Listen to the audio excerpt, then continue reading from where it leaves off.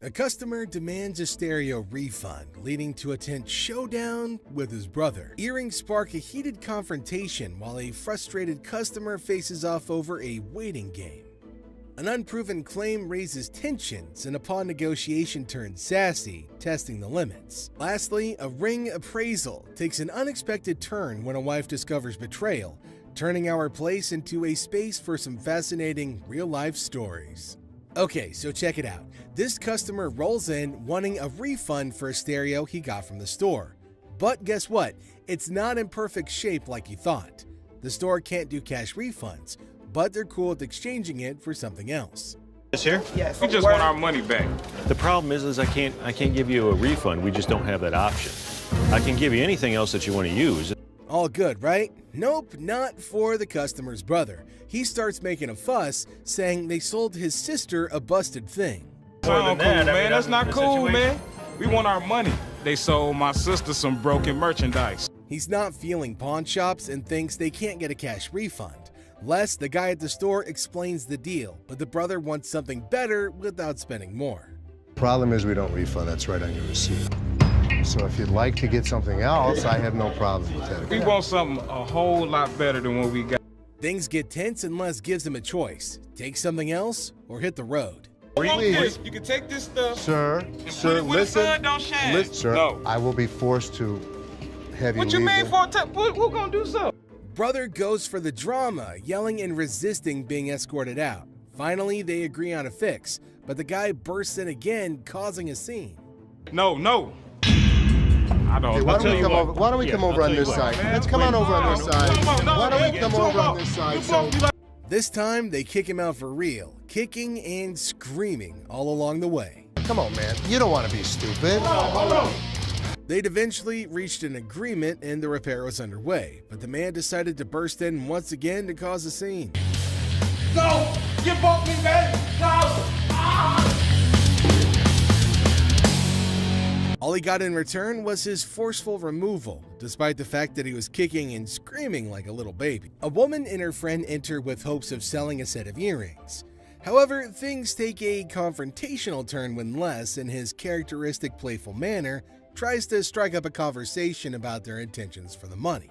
The woman, visibly annoyed, lashes out at Les for prying into her business, setting the tone for a tense interaction. I'm here to pawn these earrings. Okay.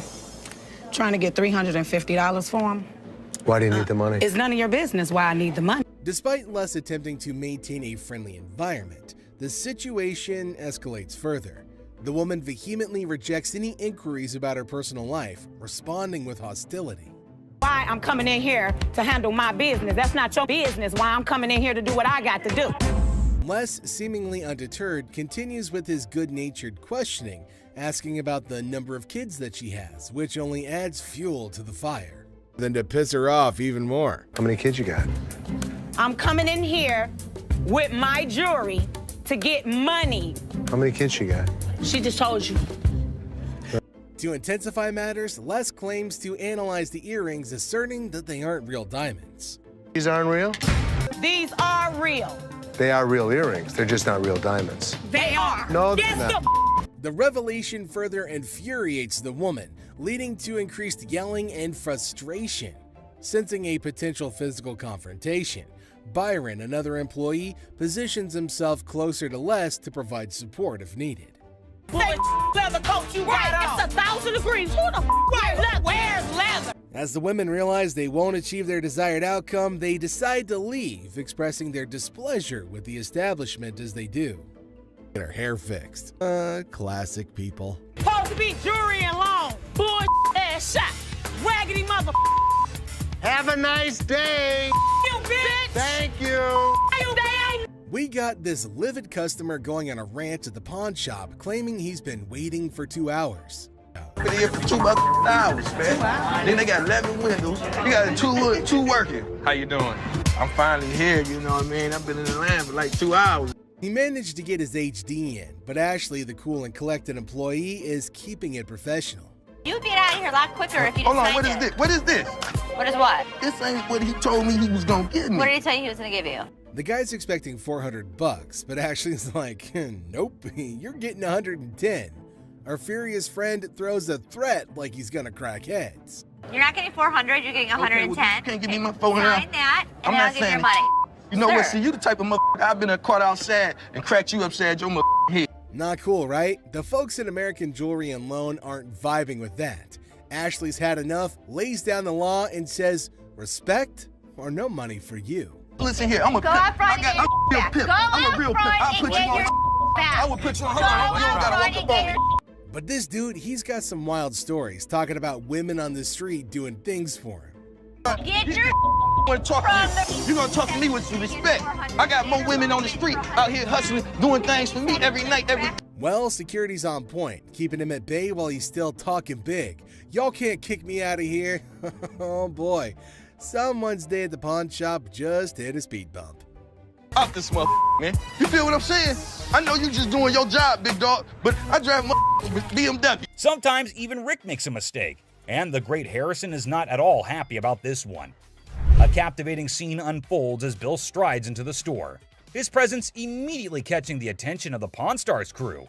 In his possession, he carries a Wells Fargo strongbox, an intriguing artifact that exudes a sense of mystery and historical significance. As if that weren't enough, he adds to the spectacle by unveiling antique balls and chains, further piquing the curiosity of everyone present. Bill, confident in his offering, sets the price at a hefty $2,000. A sum that raises eyebrows and sets the stage for a fascinating negotiation. We got a Wells Fargo strongbox and some antique ball and chain. Okay, you do have a... The anticipation builds as the Pawn Stars team contemplates the value and potential of this unique collection. Will they be able to strike a favorable deal that satisfies both Bill's expectations and their own interests? With his vast knowledge and years of experience, Rick's expertise comes to the forefront as he steps into the bargaining arena. Determined to navigate the deal without relying on external advice, confident in his abilities, he draws upon his extensive understanding of historical artifacts and market trends to assess the true value of Bill's offering. Rick's sharp mind is like a well-honed tool, dissecting the details and uncovering the hidden gems within the collection. As the negotiation unfolds, his eloquence and persuasive arguments come alive, revealing a masterful display of wit and intellect. Rick's knowledge becomes a formidable weapon, allowing him to strike a delicate balance between fair pricing and maximizing the potential of the transaction. It's a testament to his experience and a showcase of his ability to thrive in the world of bargaining, showcasing the power of a sharp mind in the pursuit of a favorable deal. Electrically welded. See how these have arcs from an arc welder? Sure, okay. Okay, and my other big concern? As Rick utters the phrase "other concern," a flicker of suspicion dances in his eyes, indicating that there may be more at play than just the handcuffs. His discerning gaze scrutinizes the items within the Wells Fargo strongbox, sensing something amiss. What could it be? A forged antique? A replica masquerading as a genuine artifact? The anticipation mounts, and the negotiation takes an unexpected turn as Rick dives deeper into his investigation.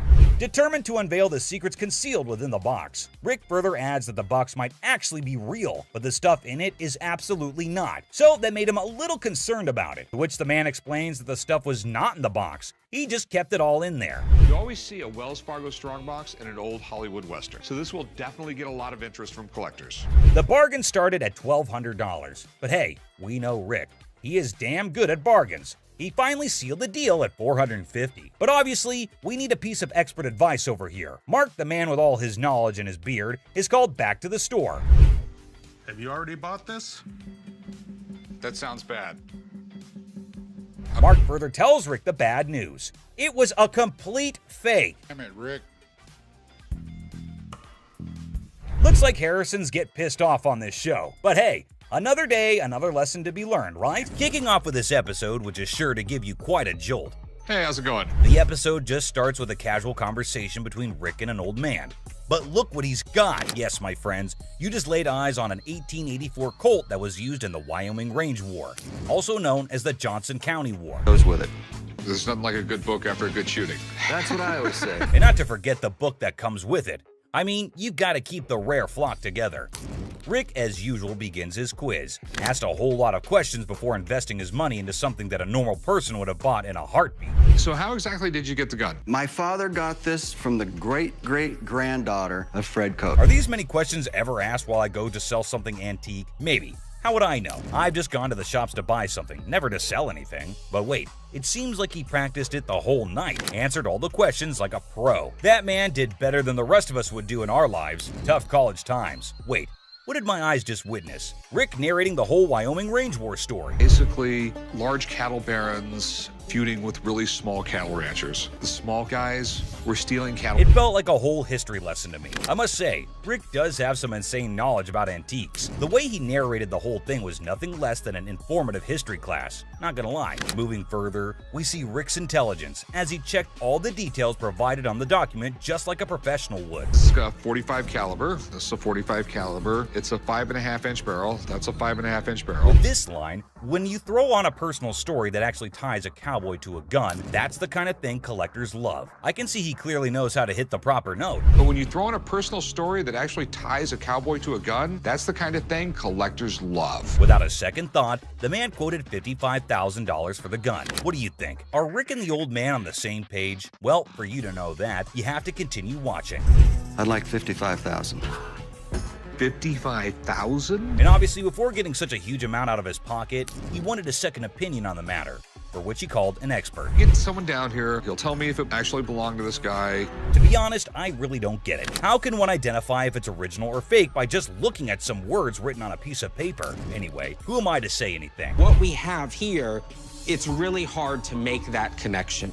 Some facts were served right there. Like clearly, who else if not Rick would know more than for how much something like that goes in his shop. And you know, Pawn Stars is all about who bargains best to make the most profit. So let's see who gets to cut the cake tonight. And just when he thought things couldn't get crazier, Rick dropped the price and set his bet to $1,500. And all that effort went to waste right in front of your eyes.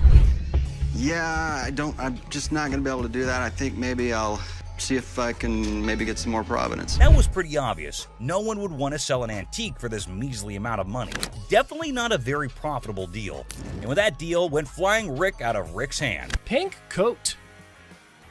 The woman swaggers into the pawn shop, yelling that the pink coat is hers. Guess who she encounters for the argument? That's right, it's Les. What? Oh no, she's done it now. What could happen to her after upsetting the big dog? Let's find out. What would you do if a man strolls into your shop with a massive bag? Obviously, you can't wait to find out what's in there. This is what this sneaky guy did. Man, this is my bag. Okay. What's in it? Tell me what that means, because maybe I don't understand what you're talking about. Looks like the man had a top secret mission with this bag. He didn't let anyone unzip it. In my opinion, he's a freak. See for yourself how the whole scenario went down. You can't bring in a big bag into a business and not expect to have it searched.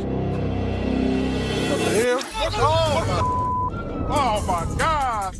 My man, oh my God! What the hell? Wow, that was unexpected. I can't believe what just happened. I might need a moment to process this. It's not something any of us were prepared for. So I'm just gonna let things lie. If I see anything on the news, I'll report that he was here. I saw that. For all I know, there's a half-naked man in a gold G-string running around the streets of Detroit. Holy. Two men come into the store and make the weirdest purchases. While Les is happy to make sales, his curiosity gets the better of him. You certainly won't believe what these men want with these items. I was looking at the chainsaws over here. We have chainsaws. Can you make us a deal on both of them? Sure I can. So what's all this stuff for? Home defense. What? Is that what The zombie apocalypse is coming. Where other people see weird men, Les sees dollar bills.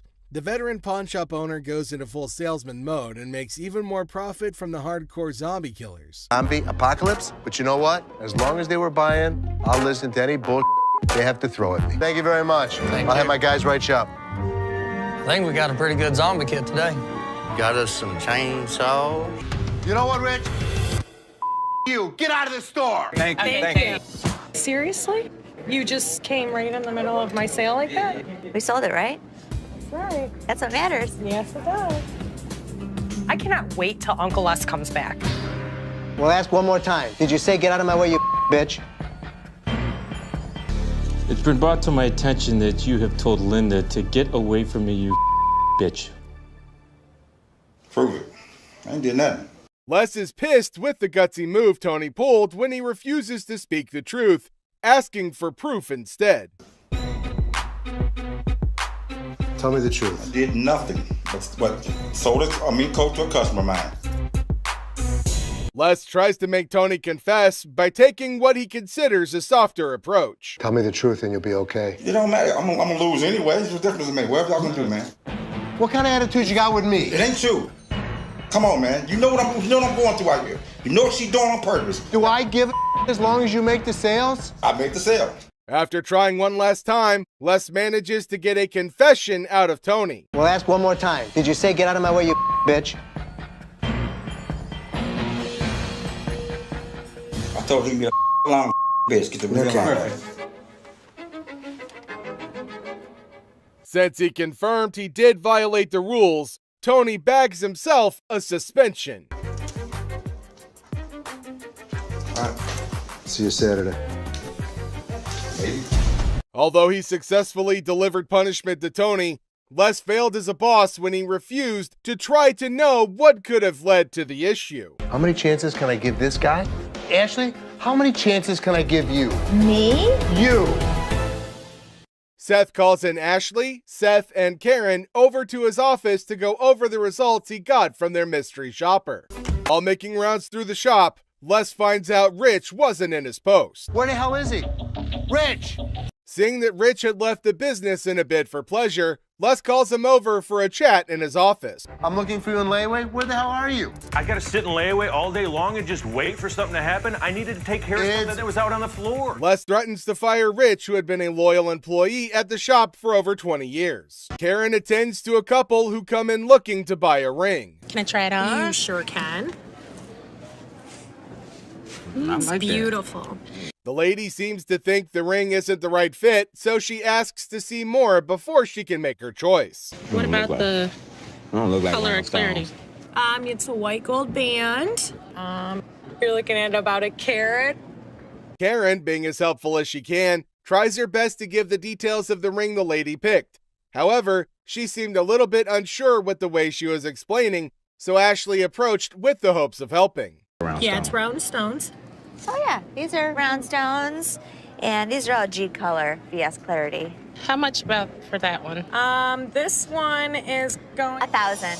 Karen tries to tell Ashley off since she believed she was trying to snatch the deal away from her. You want to show her this one? Explain it to her. Sure. This is round stones, baguettes in the center here. Could you tell me a little bit about the color and the clarity on that one? Ashley, here you go. Yeah, these are G color. The radiant of the round diamonds are gorgeous. Ashley manages to snatch the sale by pitching in without consulting Karen, who started the whole thing, leading to her having an even more unfavorable impression of her. Thank you, Ashley. Thank you. Appreciate it. Go ahead and walk over to the window and we'll get it written. Okay, thank you. Thank you. Seriously? You just came right in the middle of my sale like that? We sold it, right? That's right. That's what matters. Yes, it does. The conversation starts normally enough. You might even call it pleasant. Hello. Hi, how are you? I'm good. How are you? The intent behind the customer's visit to the shop is adorable, but the valuation of her gadget is high. It's worth less than $500 to Ashley. How much would she be willing to give to the devoted girlfriend? Oh, I should give her. Yes. This is a pad. I should barely get like 500 for it. I need a laptop. This has happened before. I'm waiting for 20 minutes and Roddy doesn't show up to get this laptop, like if he's on break or if he's gone. The manager that I asked didn't come get the laptop, so I'll just... Leslie decides to fire Justin since his actions breached his trust. You broke my trust. And because of that, Justin, you're fired. I don't know if Justin did steal anything, but you can't have people that you don't trust. This attends to a very strange customer who walks into the shop with an imaginary companion. A man walks into the shop with hopes of trading in his faulty phone for another. Hey, what's up, dog? How you doing? Well, I just got this phone that I bought here like 2-3 days ago, and that... Did you download a camera function? No, it clearly got a camera. Why would I have to download it? Just asking. The customer reveals he didn't bring a receipt with him. A very fatal mistake. Receipt. Just get me enough. That's all I'm asking for. As soon as you give me that receipt, I can see what I can do for you. So Clearly, I have you need to tell to either you fix this that or... without the receipt, there's nothing I can do for you. And getting... Somebody. Rich tries to turn the man away. However, he remains unrelenting. Let's go, yeah, you did, cuz.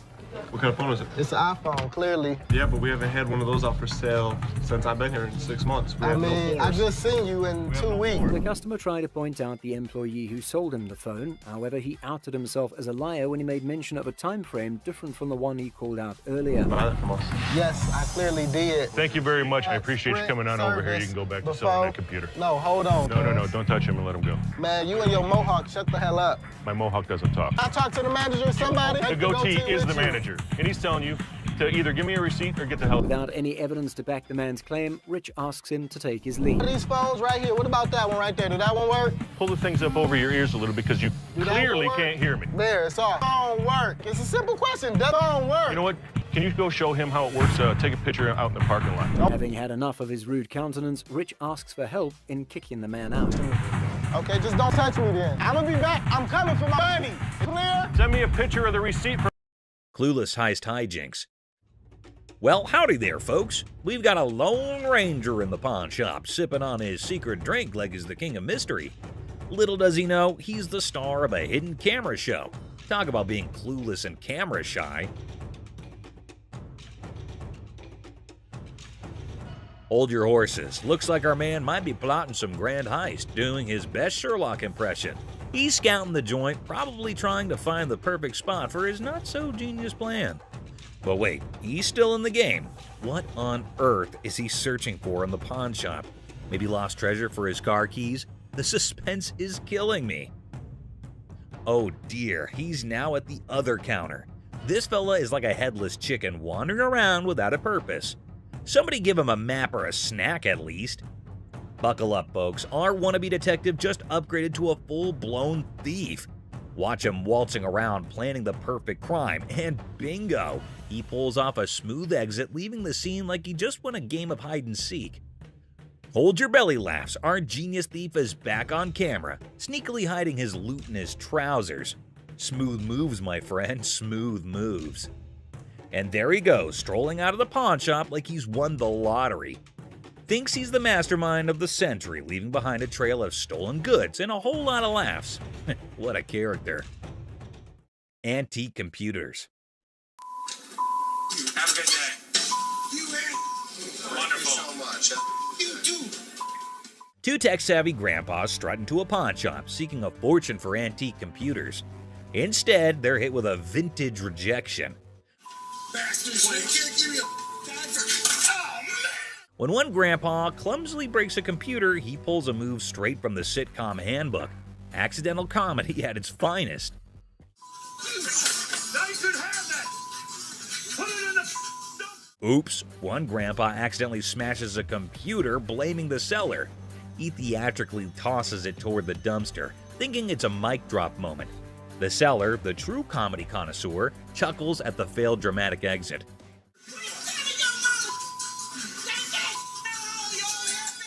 Here comes the queen of sass. A lady emerges roasting the old hillbillies and offering them an A-grade exit.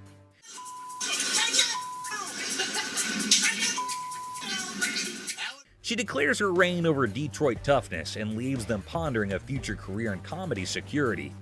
Cue laughter. Exit stage left. Ex-couple. Hello. Hi, how are you? I'm good. How are you? I'm fine. I'm actually looking to pawn these 2 watches. In a pawn shop, a young couple walked in to sell 2 watches. Ashley, the shop owner, greeted them. You guys dating, married? Was engaged, but not anymore. When she asked about their relationship, the boy explained they used to be engaged, but are now exes because both of them cheated on each other. Okay, so you want to sell them, correct? Yes. And how much were you looking for? Despite their turbulent exchange, Ashley inquired about the watch's value. This one I am not interested in because we don't take this brand. You don't take that brand? Ashley noticed the watch's flaws, and when the girl mentioned a particular brand, the boy claimed it was fake. You are more than welcome, to leave that here and we can send it out to get the crystal replaced. As Ashley attempted to facilitate the watch sale, the ex-couple's argument escalated. No, what's she talking to? We ain't got all day.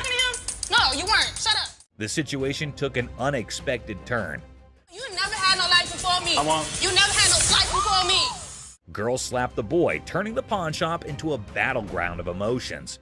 Had no life before me. Let's go. Let me go. Let's go. Let me go.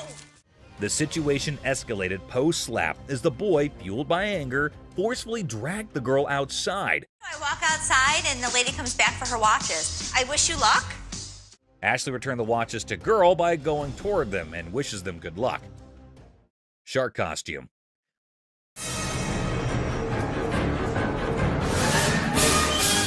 A fantastic character, half man, half shark, enters a pawn shop. Yeah, I'm a professional mascot during the daytime. At night, I'm a dancer.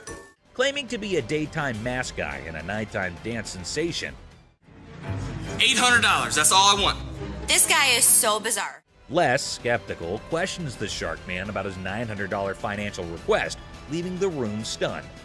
Don't they have those in Halloween costume stores? Les dismisses an awesome shark costume as a Halloween costume, but Rick takes it on, turning the pawn shop into a makeshift underwater comedy club, despite Ashley's rejects due to an unpleasant odor. See? It works. $800. Les, a pawn shop owner, is captivated by a customer who demands $800. You're missing a speeder. Oh my God. But when he reveals his naked self, Les's jaw drops. Hey, where's Ashley going with the naked guy? Tom, between amusement and disbelief, Les performs the quickest eviction in pawn shop history, leaving the customer high and dry.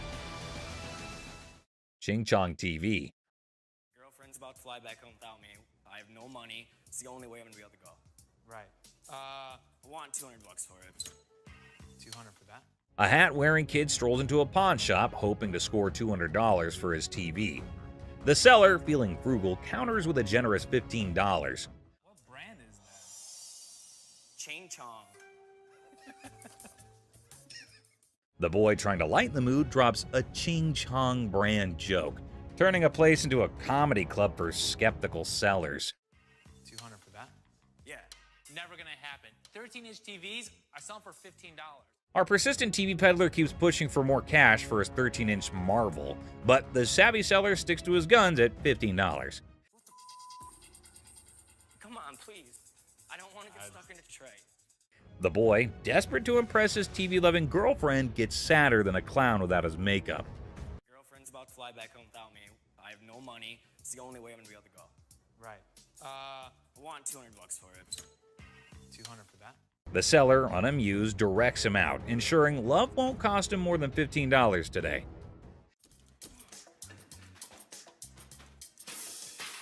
In a fit of frustration, our TV tosser storms out, giving the shop a kicking and throwing his TV into a dumpster like it's a basketball shot gone wrong.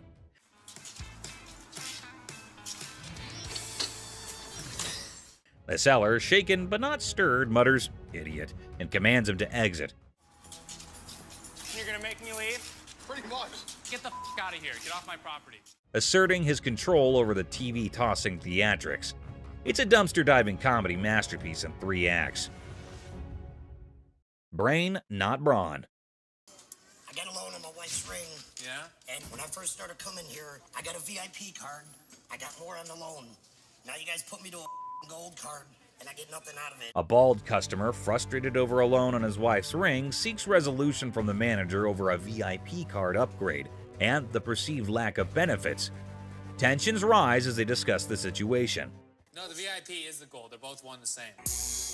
We offer a promotion at American Joy and Loan. It's called a Gold Card membership. It gets more money in people's pockets if they want to get a loan and allows you to save money if you want to buy something. The pawn shop employee tries to explain the gold card system's benefits, but the customer remains frustrated. I am hearing you, but you're not listening to me. Tensions rise as the employee insists on the procedure, leading to anger, questioning, and physical comparisons. You think this is funny? I don't think it's funny. I think that there's something wrong when you start hitting your head against the side of the window. Creating an atmosphere of animosity and miscommunication. What are you going to do about it? I'm not going to do anything about it. What are you going to do about it? The customer and employee engage in verbal sparring, escalating tensions. Whatever happens, you need to get out of my face, bro. Okay, I'm sorry. Let me scoot back. Really? The guard asserts their position, urging the customer to step back. The customer refuses, escalating the confrontation, leaving the atmosphere charged with hostility and unresolved conflict. Hell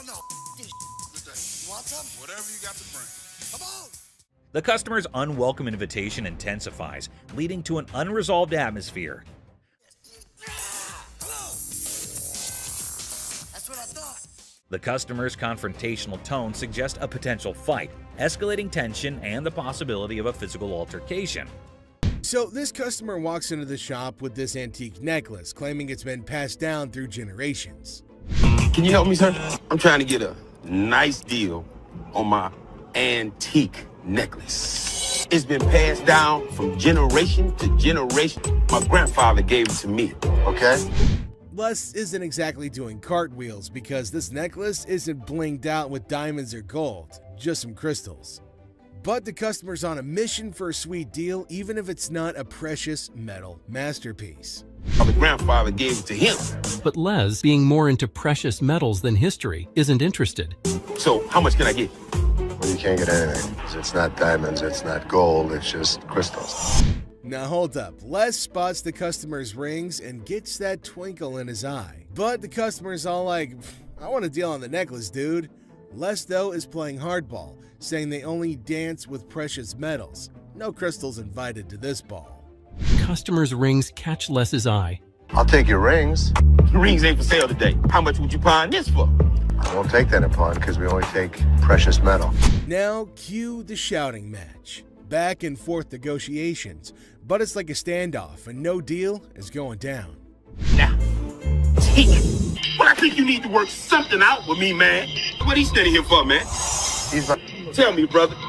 It's antique, man. Nope. The customer tries negotiating with Les, but no deal is struck.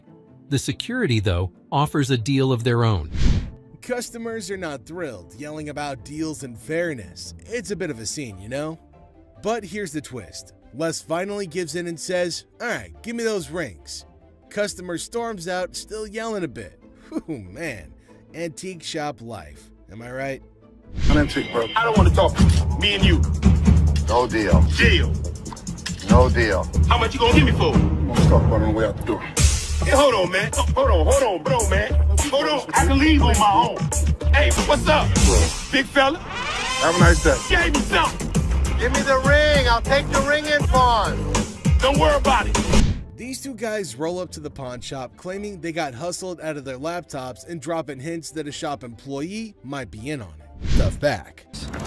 There's two guys out here that are saying they were scammed out of their laptops.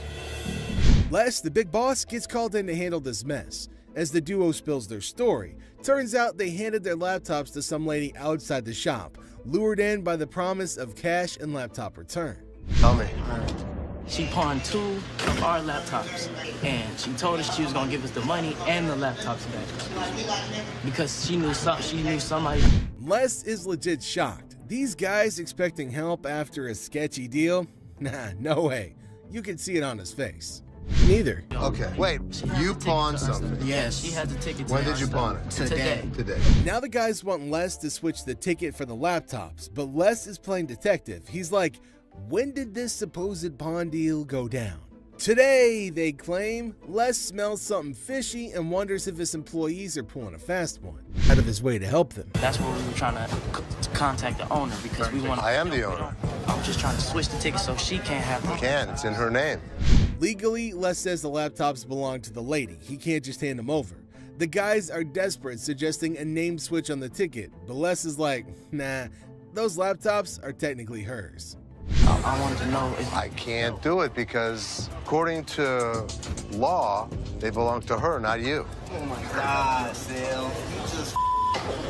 Okay, so Les is in the mood. If they can ID the employee involved, he'll hand back their computers. They leave, but they can't deliver, depending whoever the employee is. If you can find out which one of my employees, you give me the guy's name, I'll give you the computers. Find me out what I need to know, I can make magic happen. Les, a pawn shop pro, suggests they hit up the cops and file a report. Guys are desperate, try to negotiate, but Les shuts down any rule bending. Every transaction we did today is still accounted for, so it's here. All you guys need to do is fill out a police report, and we can handle it that way. Les shuts down any notion of bending the rules, highlighting that their laptops belong to the lady. Any way I can just switch the name? No, because they're in her name. They technically belong to her. And they don't belong to her. Les makes it clear they're not getting their stuff back without paying for it. Any of that. Inside job, and once we figured it out, we came back and trying to tell you. No, that's not the way it went. That's not the way it went. The way it went was, you pawn your laptops to this pawn shop. Les drops the truth bomb. No laptops without paying. It's a lesson on greed. Here's the way it works. Nobody gets out of pawn without paying for it, and nothing goes out the back door. The boy still thought, hold up. So this dude walks into the shop all chill, just looking for some help with the table. But out of nowhere, he switches to R-rated mode, throwing around some colorful language. Let me lay on this mother. This is a sex table? Damn, I'll get some on this mother boy. Come on, Ashley, man. Les isn't having any of it. Bitch, that's what I've been screaming for. Come here. Get your ass over and shut up. He's like, Ashley, we need backup. Shut this down. Now it's getting wild. Dude is on a bed. There's commotion. It's like a party, but not the good kind.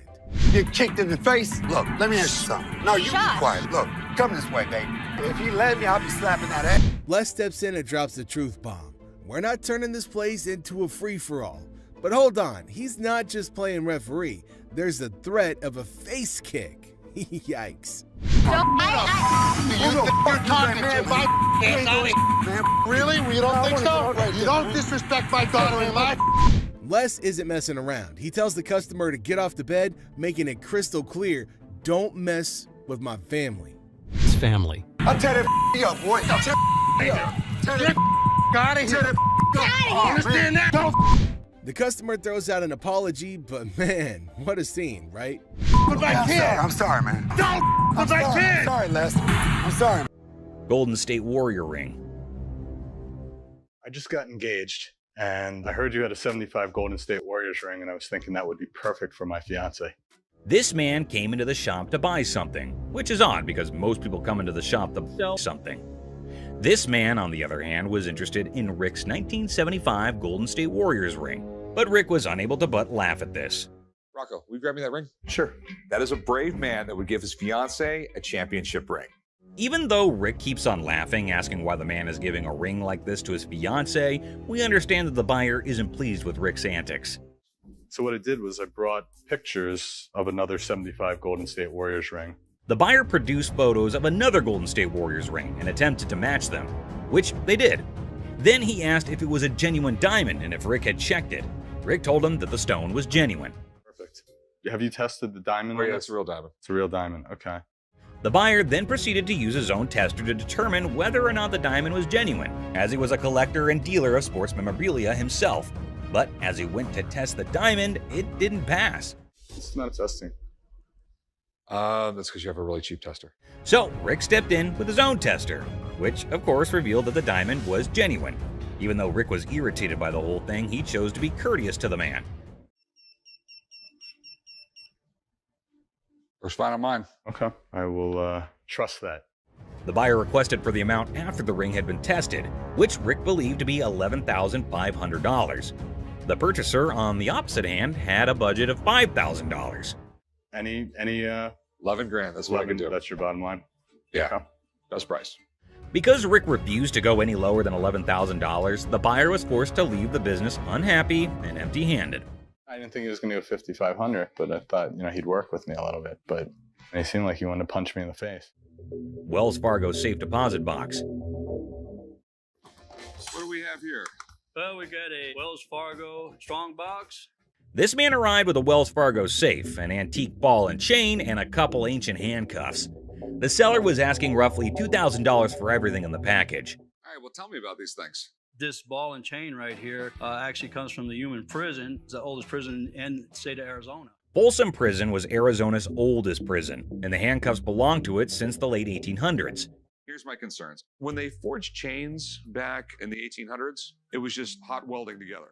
At that time, it was all performed by the blacksmith, but the chains that the man brought in were all electronically forged. Not only that, but Rick had another major problem. Never in the history of any prison did they ever have their name put on the balls. What Rick was saying was that everything the man brought in was false, but the seller was not ready to believe Rick. It's fake.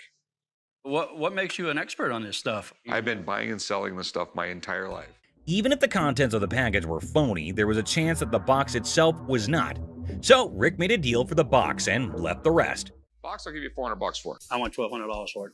No, you don't. And the transaction was completed for $400.50. The seller left, and Rick subsequently decided to consult with an expert about what he had purchased. Okay. 19th century strongbox, Wells Fargo. Following a thorough examination of the box, the expert asked Rick the following question. First things first. Have you already bought this? The box was just as false as the other items Rick did not purchase, and the expert agreed. It's a complete fake. Damn it, Rick. Mystery Guy.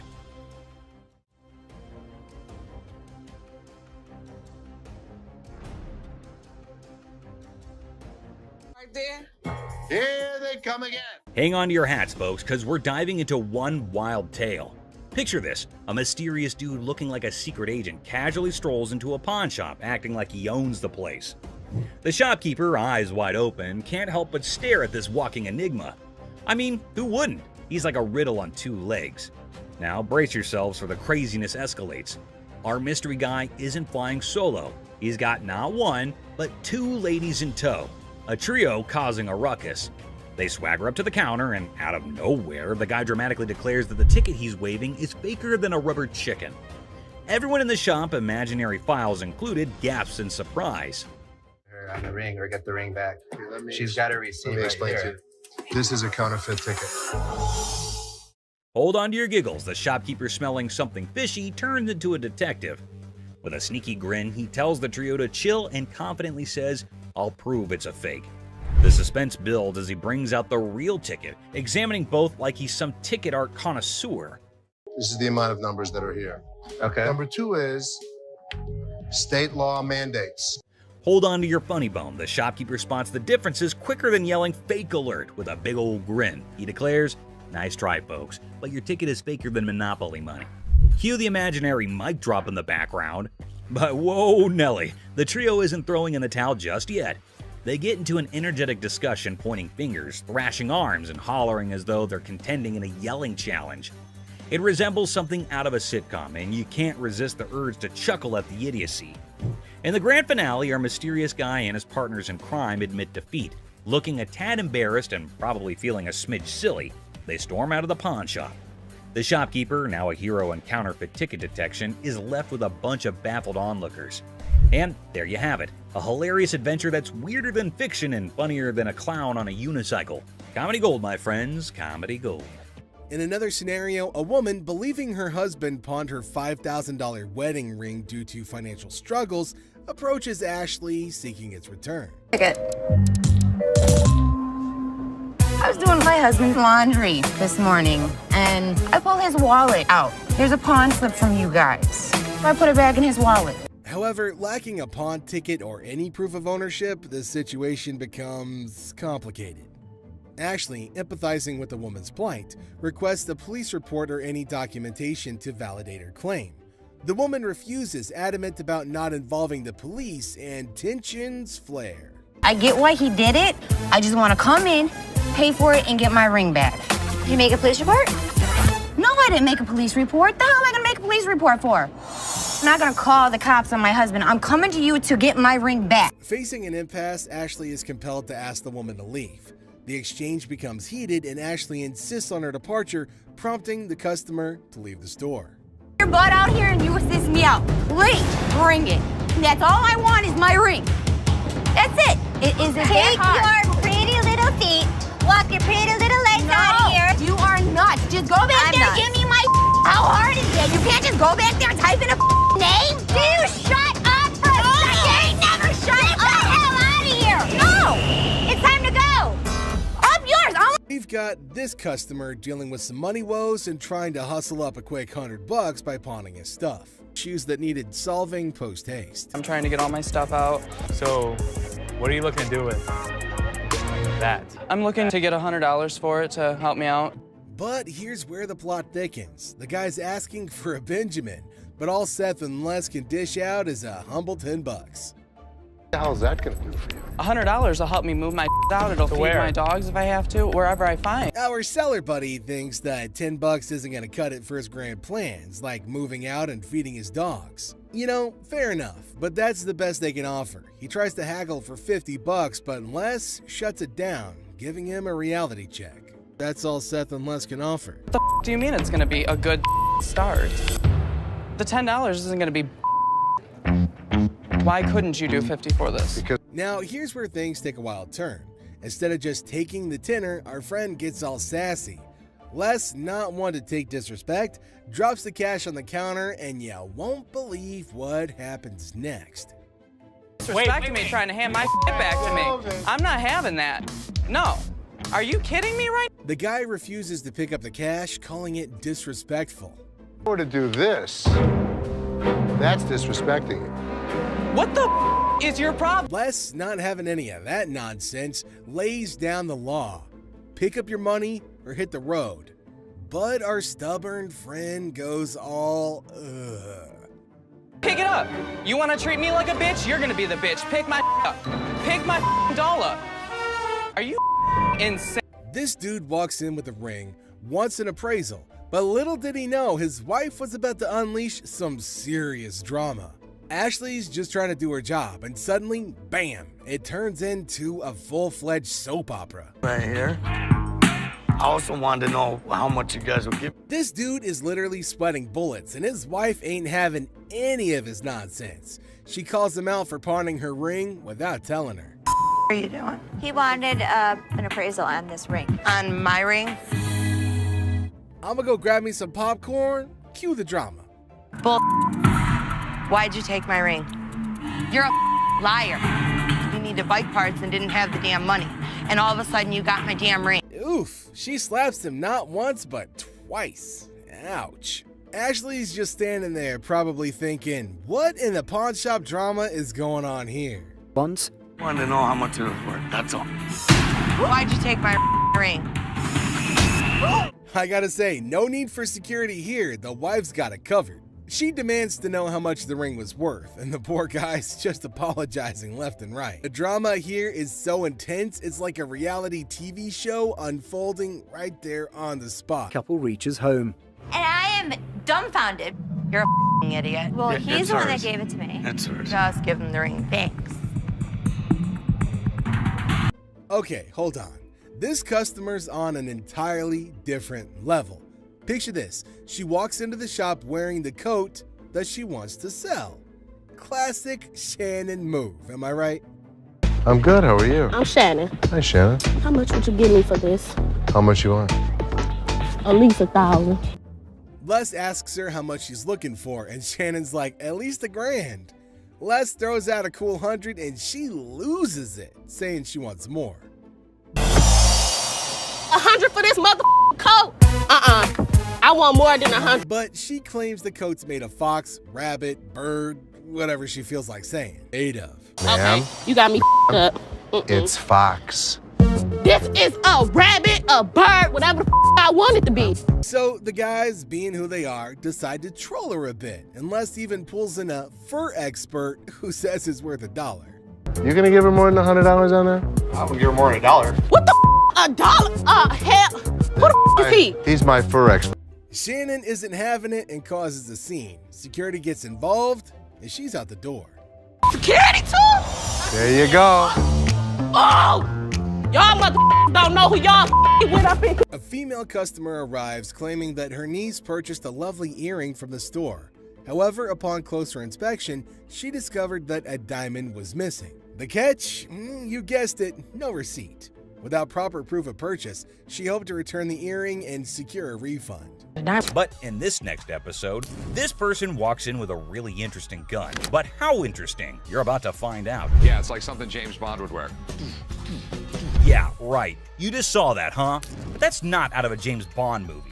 That thing is as real as it gets. What can I help you with? I'm here to sell my ring pistol today. Well, you know how a gun never stays in the shop for long, be it whatever shape or size. But this thing is something I've never seen or even heard of before. Have you ever seen a pistol ring? Boy, you're looking at it right now. This is something definitely worthy of adding to the antique collection list. Come on, you have to agree with me. Everything about this pistol ring is antique, from loading it to the trigger to its hammer. This thing is a killer. Literally. You know what?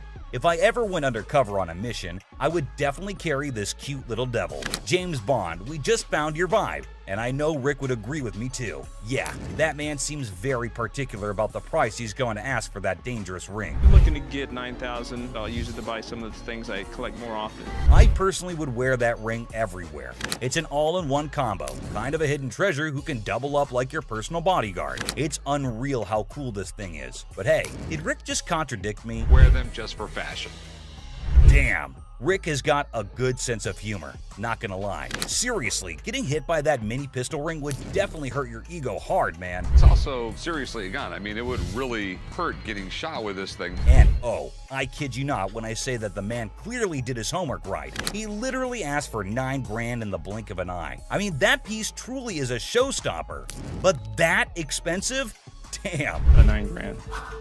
They're pretty rare. So what happened is that the deal took an intense turn, and Rick, being the smartest in this show, had to prove it. So before finalizing the deal, he wanted a bit of expert advice. I mean, that's always better than regretting later, right? So let's see what the expert had to say about this antique pistol ring. The European gunsmiths, they were making all kinds of little weird things. This is the Imperial Protector. Basically, looks like this tiny mean machine has taken down quite a few people in the past. So it must cost a bomb. But let's hear it from the expert himself. For $11,500. Okay. Thanks, Tony. I really appreciate it. Whoa, I never expected that.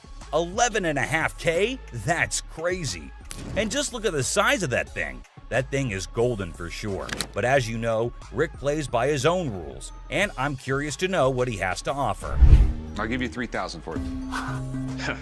No, can't do it. Okay, so Rick is trying to settle the deal for $3 grand. But bro, that's like not even half the price the seller asked. Do you think the man will accept the offer? For someone who knew a great deal about the pistol ring, I don't think this man is gonna budge. But Rick wasn't ready to give up or give in as yet. So, do you think they'd both settle on the same grounds? Who do you think is going to win this round? Well, let me put your anxiety to rest, for here comes the moment you're waiting for. As amazing as this thing is, I'm sorry, I just can't do it. And just like that, Rick missed the chance and saw the extraordinary collector's pride walk right out of his door. But what happened in this next episode is even crazier. Working with an instrument maker and got really, really interested with the harmonica. You know how music instruments can be great collectibles. In which case, what do you think about an ancient instrument that has an emotional connection to it? Does it help double up the price? Well, I don't know about you, but I have never seen a shining gold M Hohner harmonica. We've all played a harmonica once in our lives. Right, we have. And we thought we were good at it. So for those of you who don't know who Matthias Hohner is, here's a quick history lesson for you. Hohner was a trained watchmaker born in Germany. And his company, Math Hohner AG, is the oldest and largest producer of harmonicas in the world. If you want to know more about this masterpiece, here's Rick for you. So apparently the watchmaker was so blown away by the piece that this is what happened. So he saw the writing on the wall, but he was also working with an instrument maker and got really, really interested with the harmonica. Rick's knowledge never fails to amaze me. There's no question that he is a master of his job, and his trade skills are even better. But is this going to be a jackpot or a lost cause? Before Rick states his price, he found a problem with the musical piece. You get in the ballpark. Okay, all right. It's plastic, and it's not in the greatest shape. I don't know, it's not too bad a shape. The cardboard's coming off. Oh no. That's going to majorly affect the price of this beautiful piece right here. So while the seller was holding on to a grand $500, what Rick pitched was unbelievable. Here's $75 for it.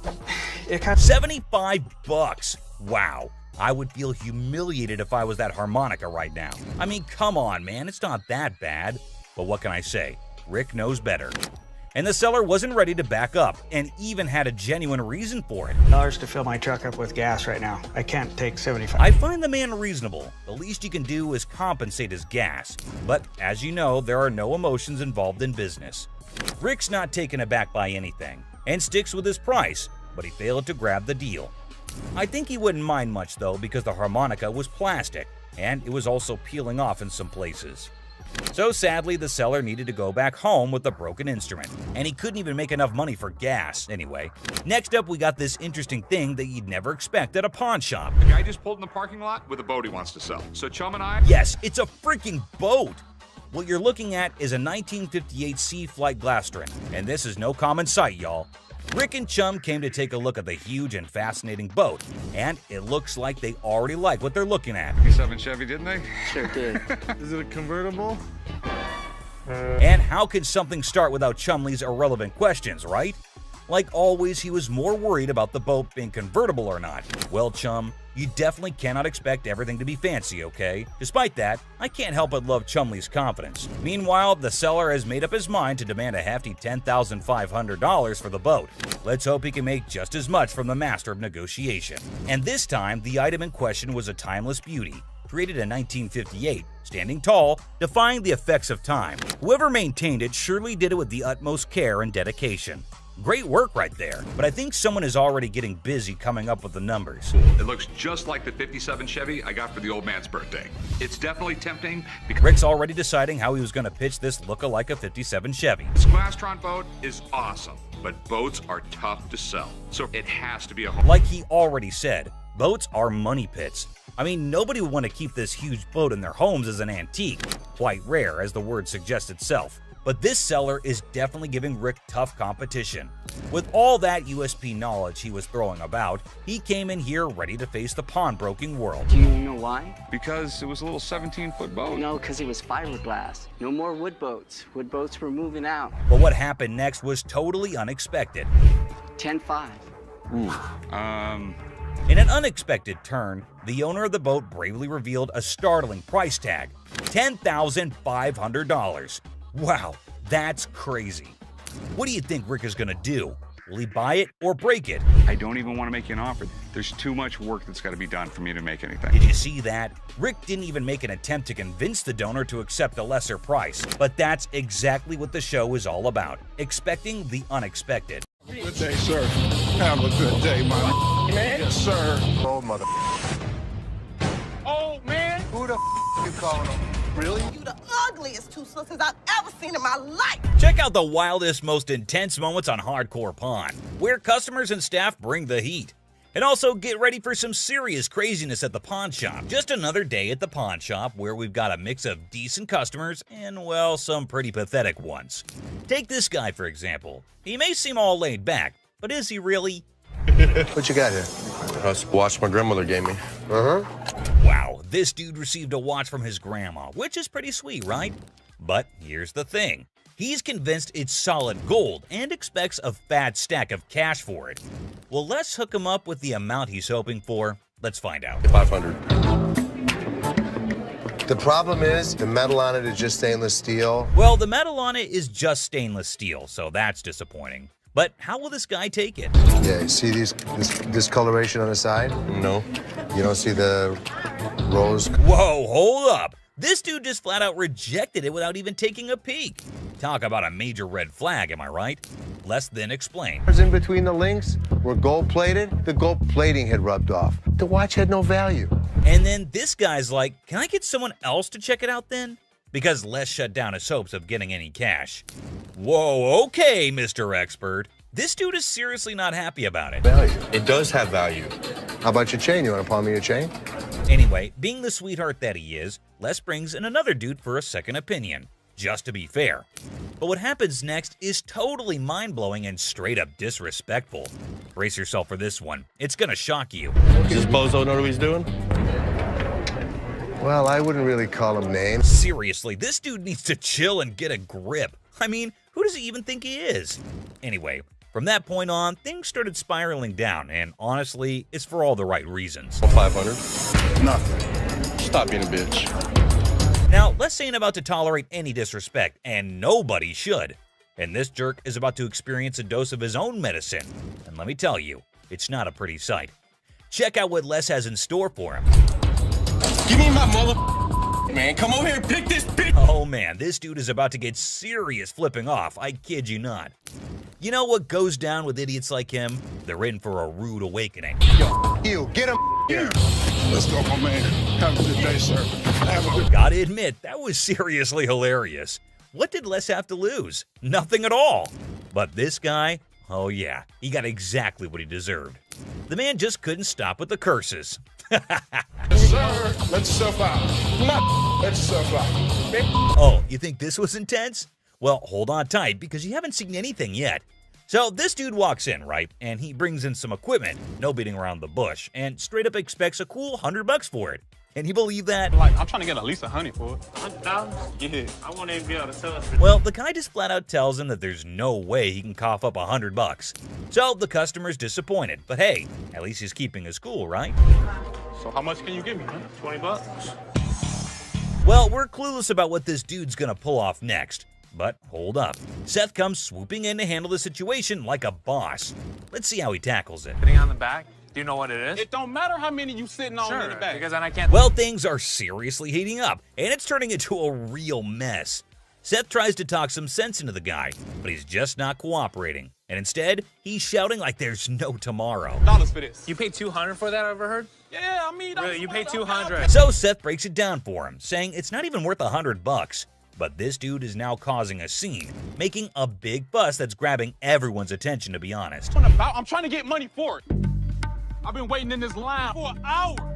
I need more than two. This guy seriously needs to calm down. He's dropping way too many curse words. And honestly, it's gonna be his one-way ticket out of the shop. That's when Les steps in to take charge. Let's see how that plays out. You gonna do old man? Who you calling old mother? Old man? No way, he actually said that? Like seriously, what the heck? This guy just keeps digging his own grave, making the situation even worse for himself. Brace yourself, because what he does next is gonna leave you absolutely stunned. Really, mother? I got this. I got it. You wanna give me more than 20? Oh my god, seriously? Can you believe it? This dude actually tried to mess with Les and thought he could get away with it without being kicked out. That's some messed up behavior right there. Like, what on earth was he even thinking? Wait for an hour. Really? Me? You? Well, he totally got what he deserved. But guess what? That's not even the end of it. Brace yourself for this next one. So, this lady strolls into the store wanting to treat herself to a fancy watch. She's all sweet and ready to drop some cash. What could possibly go haywire, right? This will be good. Okay. This one. This is really pretty. Now, this lady is seriously contemplating whether she should go for it or not. So, what's your take on it, guys? You think she'll end up taking it or not? That's really pretty. It's really pretty. Good on you. That was 100. 100. Okay. She went for it. Well, everything's going pretty darn smooth so far. I don't want to jinx it, though, so let's just wait and see what unfolds next. Here. No. What is this? It's a $100 gift card. $100 gift card? Hold up. Is that for real? She whips out a gift card with all this confidence, and hey, is that some kind of new payment method now? Ashley looks totally baffled by this turn of events. Not a gift cards. What would you call it? It These says are preferred customer. Right. Man, this lady is already super worked up the moment Ashley spills the beans that it's not a gift card. And she goes on to explain the situation. Talk about major agitation right off the bat. It allows you discounts on the sales floor. You can't swipe this card and apply. This lady is seriously caught off guard and maybe just can't handle the fact that it's not a gift card. And well, she's getting a bit too aggressive, folks. You know, the kind that usually gets shown the door and tossed out of the shop. Turn around and swipe it, okay? There's no swiper on this. So you telling me I'm I losing? gotta say, this lady is giving me some major secondhand embarrassment. I mean, it's crystal clear that the card cannot be swiped. Like, come on, that's basic common sense. But no, this woman just kept on making a complete fool out of herself. I don't understand up in here, okay? Because you I'm is not gonna about to swipe. lose, Hold on, all one right? second. Let me explain this I'm to her. not about Man, the way this woman is yelling, it won't be long before she gets the boot from the pawn shop. This customer is completely unreasonable, dude. But hey, props to Ashley for still trying to explain things calmly and patiently. But where do you see a swipe thing on this? Do you see a Someone needs to rein in this woman because the way she's throwing a fit over a gift card is seriously ridiculous. I mean, does she not even realize how foolish she looks? Just look at her, still going on and making an absolute spectacle of herself. Somebody want to buy a preferred gift card? There's not $100 on it. There's not. Man, people can really lose it sometimes. It's wild. And last but not least, we get this other dude who goes absolutely bonkers. But here's the kicker. It's not about something he wants to buy or pawn. Now, you might be wondering, what on earth set him off then? Well, keep watching to find out. Hey, how you doing? I'm here to buy an engagement ring. So, no kidding, this guy is actually here to buy an engagement ring. Whoa, that's some exciting news, isn't it? Les coolly presents a selection of engagement rings, and you'd think everything would go smoothly, right? Well, except for the blaring car horns outside, because of course, nothing can be too easy. Oh, damn. So that's the reason for all the honking? There's a massive truck just sitting smack in the middle of the parking lot. Now, take a wild guess. Whose truck do you think that might be? Come on, give it a shot. It's not rocket science. Semi-truck. And then it's white gold. That's me. Sir, can you... Ding, ding, ding. It's none other than this guy. So Les politely requests him to move his truck from there. And what do you think his response was? Find your place to park? Oh man, come on now. I'm in a hurry. I can't be moving my truck in this. Yikes, did he seriously say that? I mean, how do some people not have basic common sense? Did he genuinely think he was doing the right thing? Les is clearly not putting up with it, and you could totally see that. You don't have an option. You have to move your truck. I'll be more than happy to show Can you. you believe this guy had the nerve to straight up say no? Well, let me tell you, things are about to take a turn for the worse for him. But just when he thought he couldn't dig himself any deeper, he goes ahead and proves you wrong. Why are you so rude? I'm not moving the damn truck. Byron, take over. Well, obviously he's about to get kicked out, and trust me, you gotta watch this. It's absolutely hilarious. Move the truck. Come on, man. That's wrong, bro. Next time, parking on the freeway. This dude should be totally embarrassed about his behavior. And oh boy, he didn't stop there. He just kept on going. And the last straw was this. Move your truck. Silver Surfer. Oh, guess what? We've got a bona fide comic enthusiast here. Big surprise. Like, who isn't, right? Well, this guy's taking his passion to a whole new level.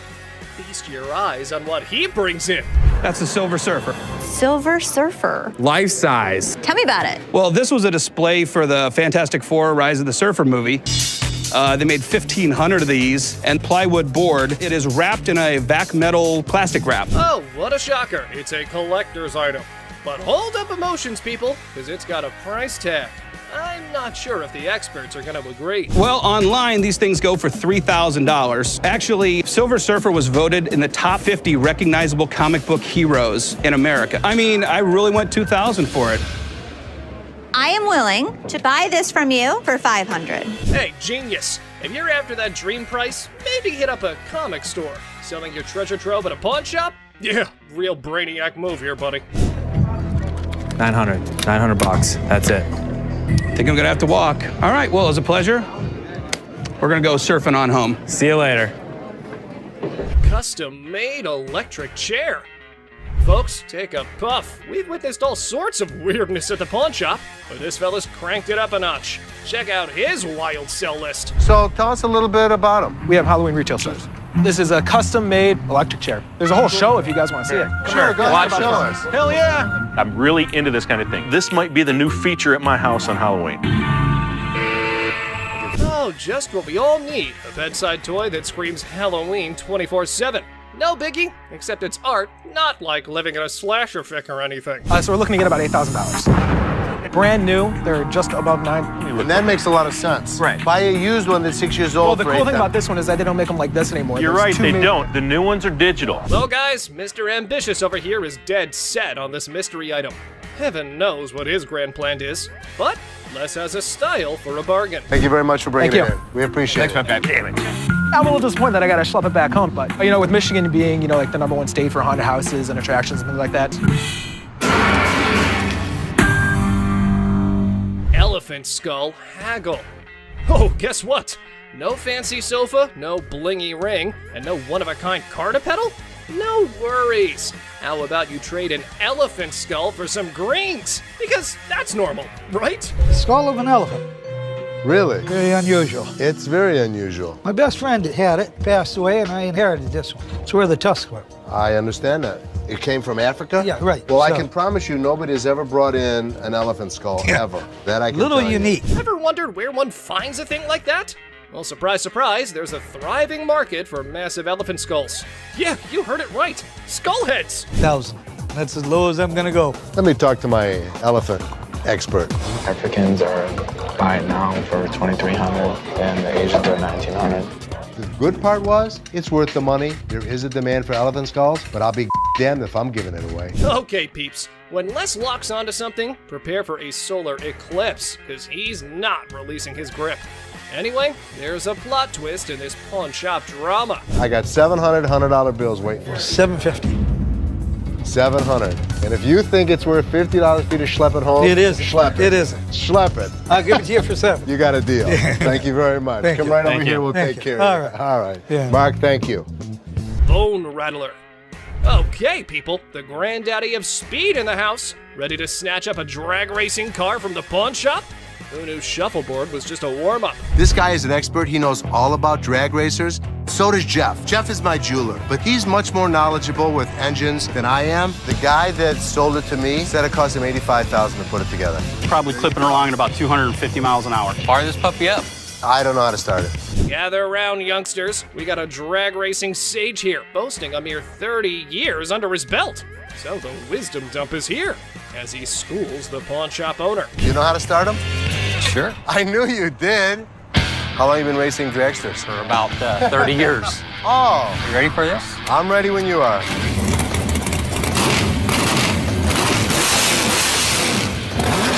All right, Mr. Been There, Done That. Let's see if your drag racing tales can seal this deal or take a nosedive.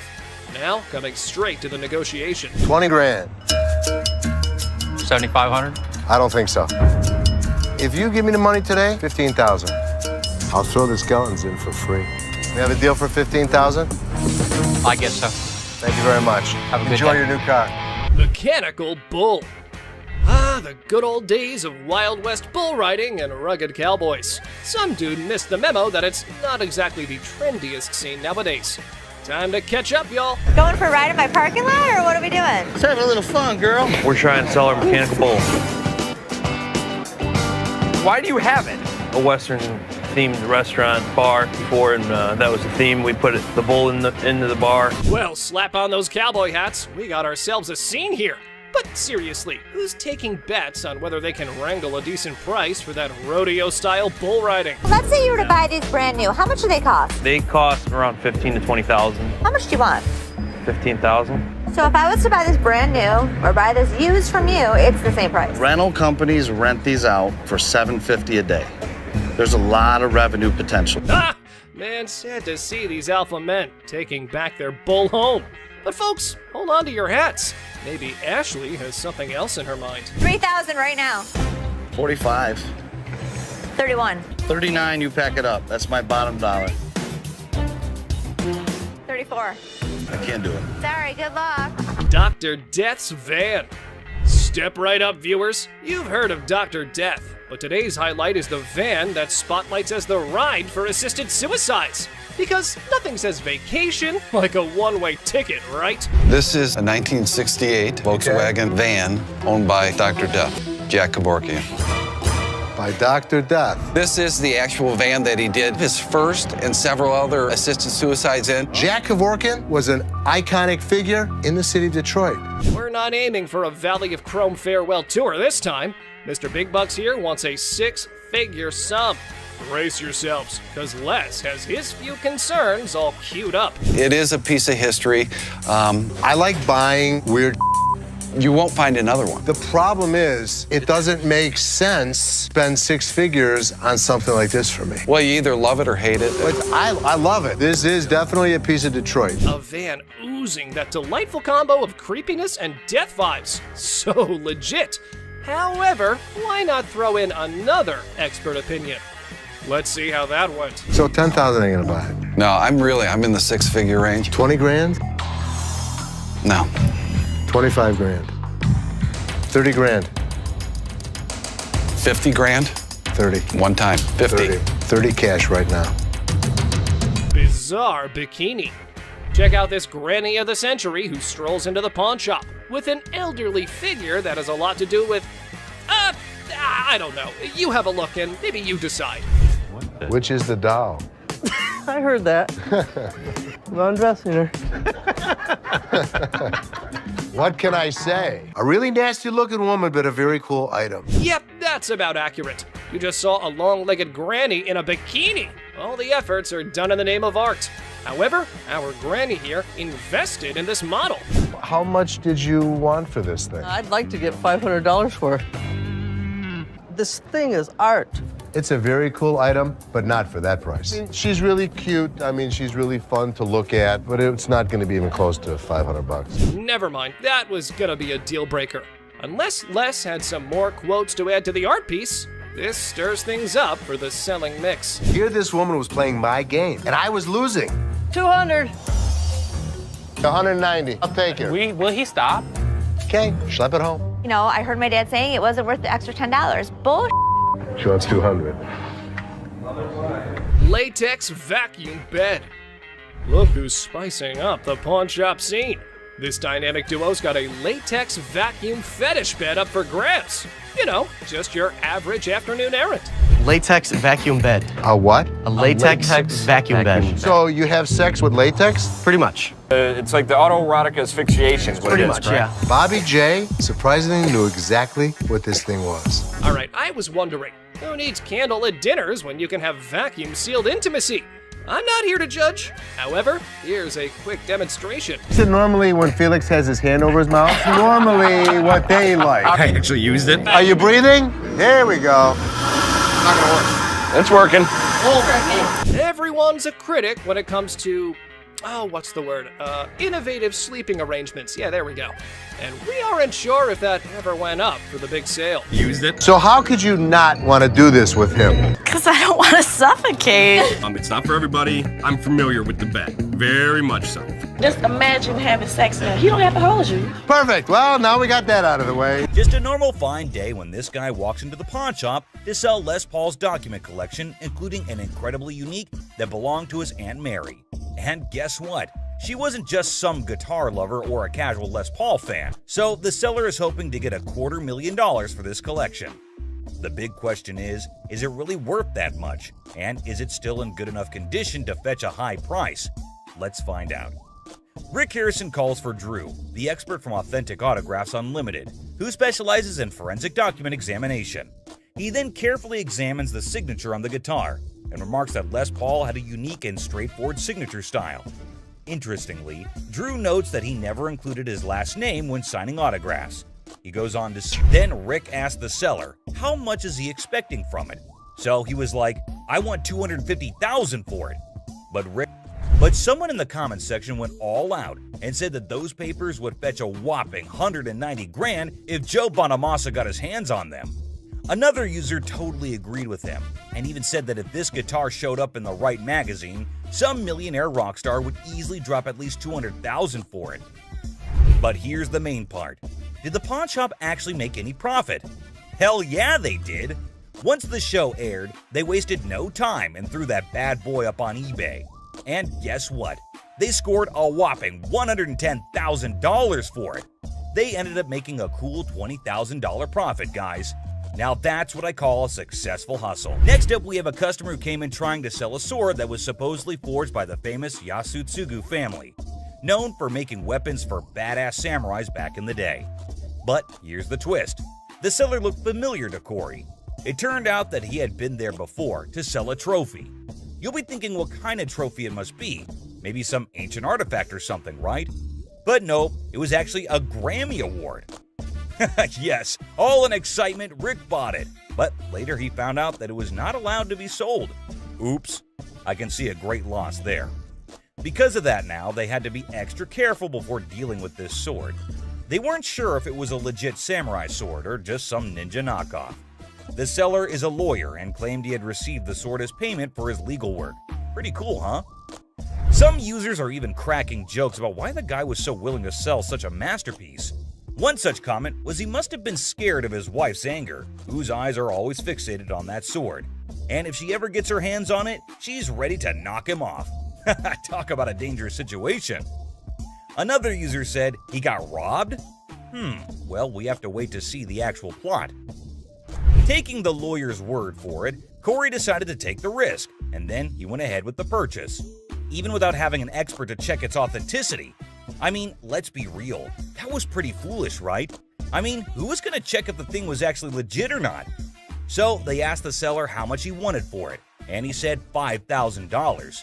The buyers were skeptical about its condition and started throwing offers as low as $800. That's a crazy drop. But the seller fought back, saying every bit of that sword is worth the full $5,000. If you're gonna hold my feet to the fire and make me pay as much as I can, it's gonna be $1,500. I'll come down to $2,000. I've got 5 of them right there. The shop wasn't ready to pay that much without knowing more about it, so Corey went up to $1,200. He was trying to get the best deal he could, but the seller didn't budge. They went back and forth until finally the seller settled for Corey's offer of $1,500 just to get Rick off his back for that Grammy thing.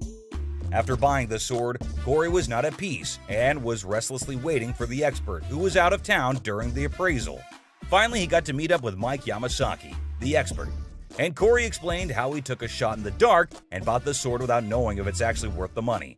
So, after taking a small glimpse at it, Mike recognized it as a samurai sword and told Corey the history of the sword. He stated that after World War II, around 3 million Japanese swords were taken out of Japan by the occupying forces. In those days, the Japanese warriors, also known as samurai, were skilled professional fighters, and the samurai sword was like their badge of honor. If you didn't have one, no way you could call yourself a samurai, man. Then Mike decided to inspect the sword and took a closer look at it. This is the proper way to take apart a Japanese sword. They've been doing this style for centuries. Well, after the inspection was done, the expert discovered that the sword belonged to a super important samurai with ties to Japan's imperial family, probably from the 5th generation. Now, here was the interesting part. The Yasutsugu family only worked for high-level samurai, and their signature mark, like a logo, was detailed on the handle. It's the family crest of the Tokugawa family, who ruled Japan for a couple of centuries. And if anyone tried using it without permission, they'd end up losing their heads, along with their whole damn family. Scary, right? Well, it seemed that the sword had some serious historical value. Now, the big question is, how much is it worth in today's time? After considering the condition, the expert estimated that it can be restored for around $3,000. But here's the exciting part. After the restoration and blade sharpening, Corey could potentially sell it for a whopping $15,000. That's a tenfold increase from what he paid for it initially. So there you have it. Corey took a risk, bought the sword without knowing its true value, and it turned out to be a jackpot. But that was indeed a risky game. But does it always turn out to be luck, or sometimes they just lose everything? Well, we'll see this in the next episode, where a customer from Season 16 walks into the pawn shop, hoping that the shop will take his 1700s flintlock pistol off his hands. This thing is ancient and looks fascinating for being so damn old. But the funny part, the gun looked puke-colored. Did you do the amazing restoration on it? I did not. Well, let's talk about the history of this gun. Now, the invention of the flintlock pistol back in 1615 was a total game-changer in warfare. But here's the thing. Hector, the seller, had no idea about the pistol's origin.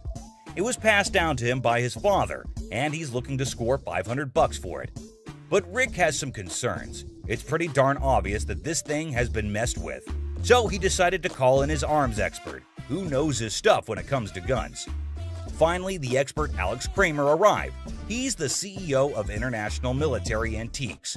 He takes one look at the pistol and straight up calls it ugly. Ouch! Apparently, some shoddy paint job messed up the gun, and it can't even be opened properly. But hey, on the bright side, the details and engravings on the pistol are top-notch. They got this fancy style called grotesque, with all these weird-looking human and animal shapes. And the markings underneath are high quality too. Too bad the paint on the lock is so thick that they can't even see the gun maker's name. That would have helped figure out when and where it was made. Now Rick's super curious if this thing is actually worth anything. The expert takes a quick look and comes up with an estimate. I think it would be about $1,000. Once we restore it, if I can get it functional, I think it's at least $3,000. With that estimated value in mind, Rick decides to make an offer. So, I will give you $150 and relieve you of your problem. Would you do $250? Damn, just $150? Even though Alex said it was worth $5,000. Rick always pulls out the excuse that it's hard to sell, and there aren't many buyers out there. After a short negotiation, the seller settles for a mere $200. I know, unbelievable and kinda unacceptable. But since the gun isn't in great working condition, I guess it was the best they could do. Rick decided to take a chance and handed the gun over for restoration. Will it hit the jackpot or lose his $200? Let's see. After a successful restoration job, Rick receives some surprising news about the gun's value. It has brought back all the original details and made it look absolutely gorgeous. And guess what? It turned out even better than expected. With all of the engraving on the brass, that grotesque mask came out really well. It did come out amazing. But Alex hasn't tested it yet because he wanted Rick to witness its sight. And the best part? If this baby shoots, Rick might get a whopping $5,000. Damn. Well, let's watch if it works. I got my headphones on, so I can't hear you. Oh, it worked perfect. So after successfully restoring the item and getting it in working condition, Rick could be making $5,000 on an item he bought for just $200. That's a crazy profit of $4,800. Absolutely hard to believe, right?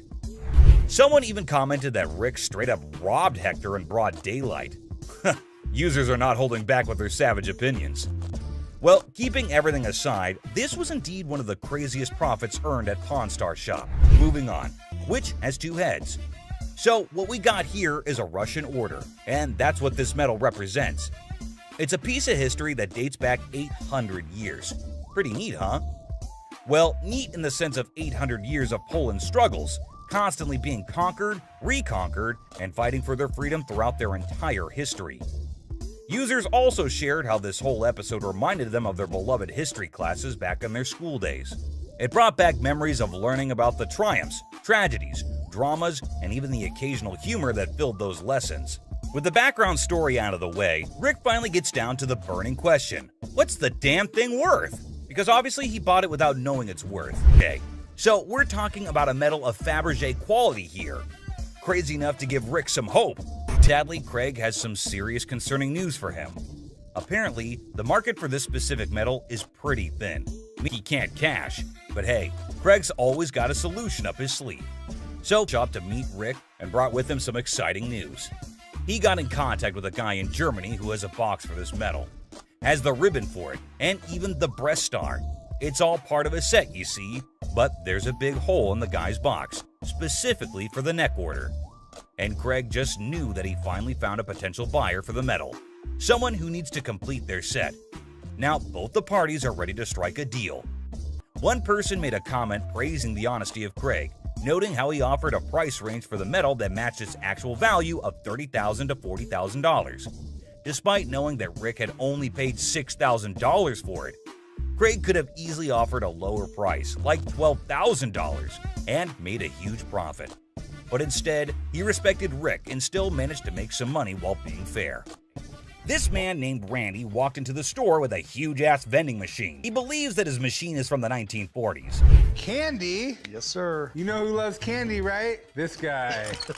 Well, chum, we know your love for candies, but is this deal as sweet as them? This machine sure has Chum's heart, but Randy doesn't even know if it works, and neither does he have the keys to it. Well, let us look into what Chum thinks about it and whether he thinks it would be worth the cost. Just taking a look at it, I mean, it looks pretty rough shape. There is a lot of rust on it. It sure needs a good restoration, but Randy wants $1,000 for it. Man, it already needs so much work to be done. I personally don't think it's worth investing so much, but who am I to suggest? Oh, how the chum had been schooled by experience. A lesson etched deep into the fibers of his being. Scarred by past misjudgments and Rick's scoldings, he now approached each decision with newfound caution. But hold on to your seats, for the words that spilled from the expert's lips were nothing short of astonishing. Get ready to be astonished, for the expert's revelation is nothing short of extraordinary. Whoa. Oh boy. Right? The guts are missing. So what this needs... Man, it is empty inside. All the mechanisms are missing. The expert saved Chum's ass today on this one. The expert adds that in this condition, the machine is max $300. Whoa, that was a low blow for Randy, it seems. He cannot believe the price dropped from $1,000 to just $300. Up and running and painted, obviously. $4,500. $4,500. Okay. Well, this machine is asking too much. Chum noticed it and got the bargain straight from $1,000 to $75. and they just shook hands on $100. But a deal is a deal. Let's see how Chum restored it and made it a good sales machine for his own bars. Whoa! Holy Chum bar! Check it out, right? That is freaking awesome. Whoa, the machine is brand new again. No one can even imagine how it was before. And I know you're thinking no one got furious here. But hey, the video doesn't end here. You see, Rick was not so happy about the sweet gift lying in the garage.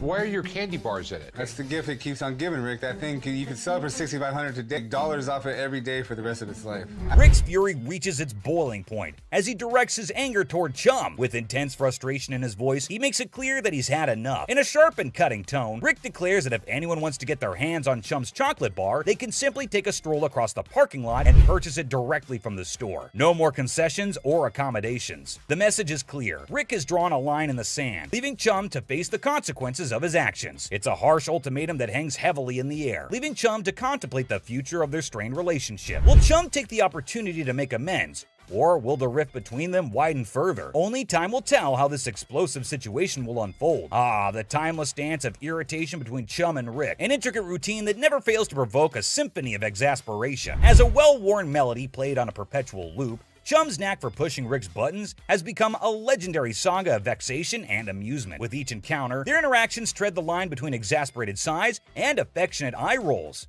a delicate balance that keeps the audience captivated. The sparks of frustration fly freely, igniting a wild dynamic that has become an integral part of the show's charm. So, dear observer, prepare yourself for yet another chapter in the saga of Chum and Rick's fierce relationship, where irritation and amusement intertwine in a dance that never ceases to entertain. Did you know that Chum's not just passionate about candies, he is passionate about diving as well? You can't even imagine what he buys next. He goes to buy a sailboat! Yes, you heard it right, a full sailboat. Rick was unhappy about the candy machine. You can't even imagine how he's gonna react to this deal. Give you that. The weight of anticipation hangs heavy, like a dark cloud looming overhead. In the midst of this suspenseful moment, Rick's anger simmers beneath the surface, ready to erupt like a volcano. The stakes are high, and the consequences of Chum's potential misstep could be dire. Prepare to have your mind blown. Have you ever heard of a street-legal pirate ship? No worries if you haven't, because it was a revelation for me too. Picture this: a captivating vessel that sails through the streets instead of the high seas. This audacious individual is actually selling a pirate ship that doesn't navigate water, but instead driven around during parades and events. The sheer novelty of this concept is enough to make your jaw drop. Can you imagine the spectacle of a fully decked out pirate ship roaming the streets, spreading swashbuckling cheer and captivating onlookers? It's an unconventional twist on the nautical adventure, where imagination takes flight on wheels instead of waves. A fascinating change that challenges traditional boundaries and sparks the imaginations of all who encounter it. For a ship, you can actually drive 60 miles an hour on the highway. This is awesome. In a moment of anticipation, Chum captures a picture of the pirate ship and eagerly sends it to Rick, seeking his seal of approval. It's no secret that Chumlee's heart is set on acquiring this extraordinary vessel. However, Rick's response reveals a familiar pattern. He doesn't always share Chum's level of enthusiasm. Despite Chumlee's unwavering excitement, Rick's support wavers, casting a shadow of doubt over Chum's aspirations. Nevertheless, amidst the uncertainty, Chumlee embarks on an unforgettable adventure on the ship, immersing himself in a world of whimsy and joy. The pirate ship becomes a catalyst for moments of pure bliss as Chumlee discovers a sense of freedom and exhilaration that he has never experienced before. It's a testament to the power of chasing dreams, even in the face of skepticism. Join Chumlee as he embraces the sheer thrill of sailing on that ship, creating memories that will last a lifetime. If I can make a deal, Rick will think I'm the man. As the wind tussled Chumlee's hair and the weather played its part, a symphony of elements converged to enhance his adoration for the float even further. Each gust of wind whispered its approval as if urging him to embrace the exhilaration that danced in the air. The perfect weather conditions seemed to align, creating an enchanting atmosphere that heightened his connection with the pirate ship. With every passing moment, Chumlee's affection for the vessel grew as if it were infused with magical essence. In the midst of it all, Chumlee savored the joy and freedom that enveloped him, cherishing the sensation of pure bliss as he sailed through the streets on the ship that had captured his heart. As Chumlee eagerly awaits Rick's response, hoping for validation and support, his heart sinks when he reads the crushing words that appear on his screen. Rick's text delivers a blow that pierces Chumlee's enthusiasm, leaving his spirit wounded and his dreams deflated. The message, like a dagger to the heart, shatters the joy joy and optimism Chumlee had been clinging to. The heartbreaking reality sets in as he realizes that Rick's words don't align with his own deep-rooted passion for the pirate ship. It's a moment of profound disappointment as Chumlee grapples with the stark contrast between his own excitement and Rick's lack of endorsement. Emotions swirl within him: hurt, confusion, and a tinge of resentment. I'm sure he's not going to buy it. He doesn't have any money on him.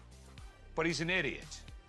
Amidst the tangled web of desires and concerns, Corey possesses a keen understanding of Chumlee's nature. He recognizes that once the request to abstain is made, Chumlee is unlikely to proceed with the purchase. In this aspect, Rick's fears find resonance in Corey's assessment. The rational part of their minds acknowledges the validity of Rick's concerns. Even if Chumlee were to succumb to impulsive desires and make a foolish decision, the stark truth remains: the price of the pirate ship far surpasses his financial means. It looms above his allowance like an insurmountable hurdle, a barrier that cannot be breached without dire consequences. The clash between longing and practicality creates a dilemma that Chumlee must confront head-on. Will he heed the warnings and let go of the unattainable dream?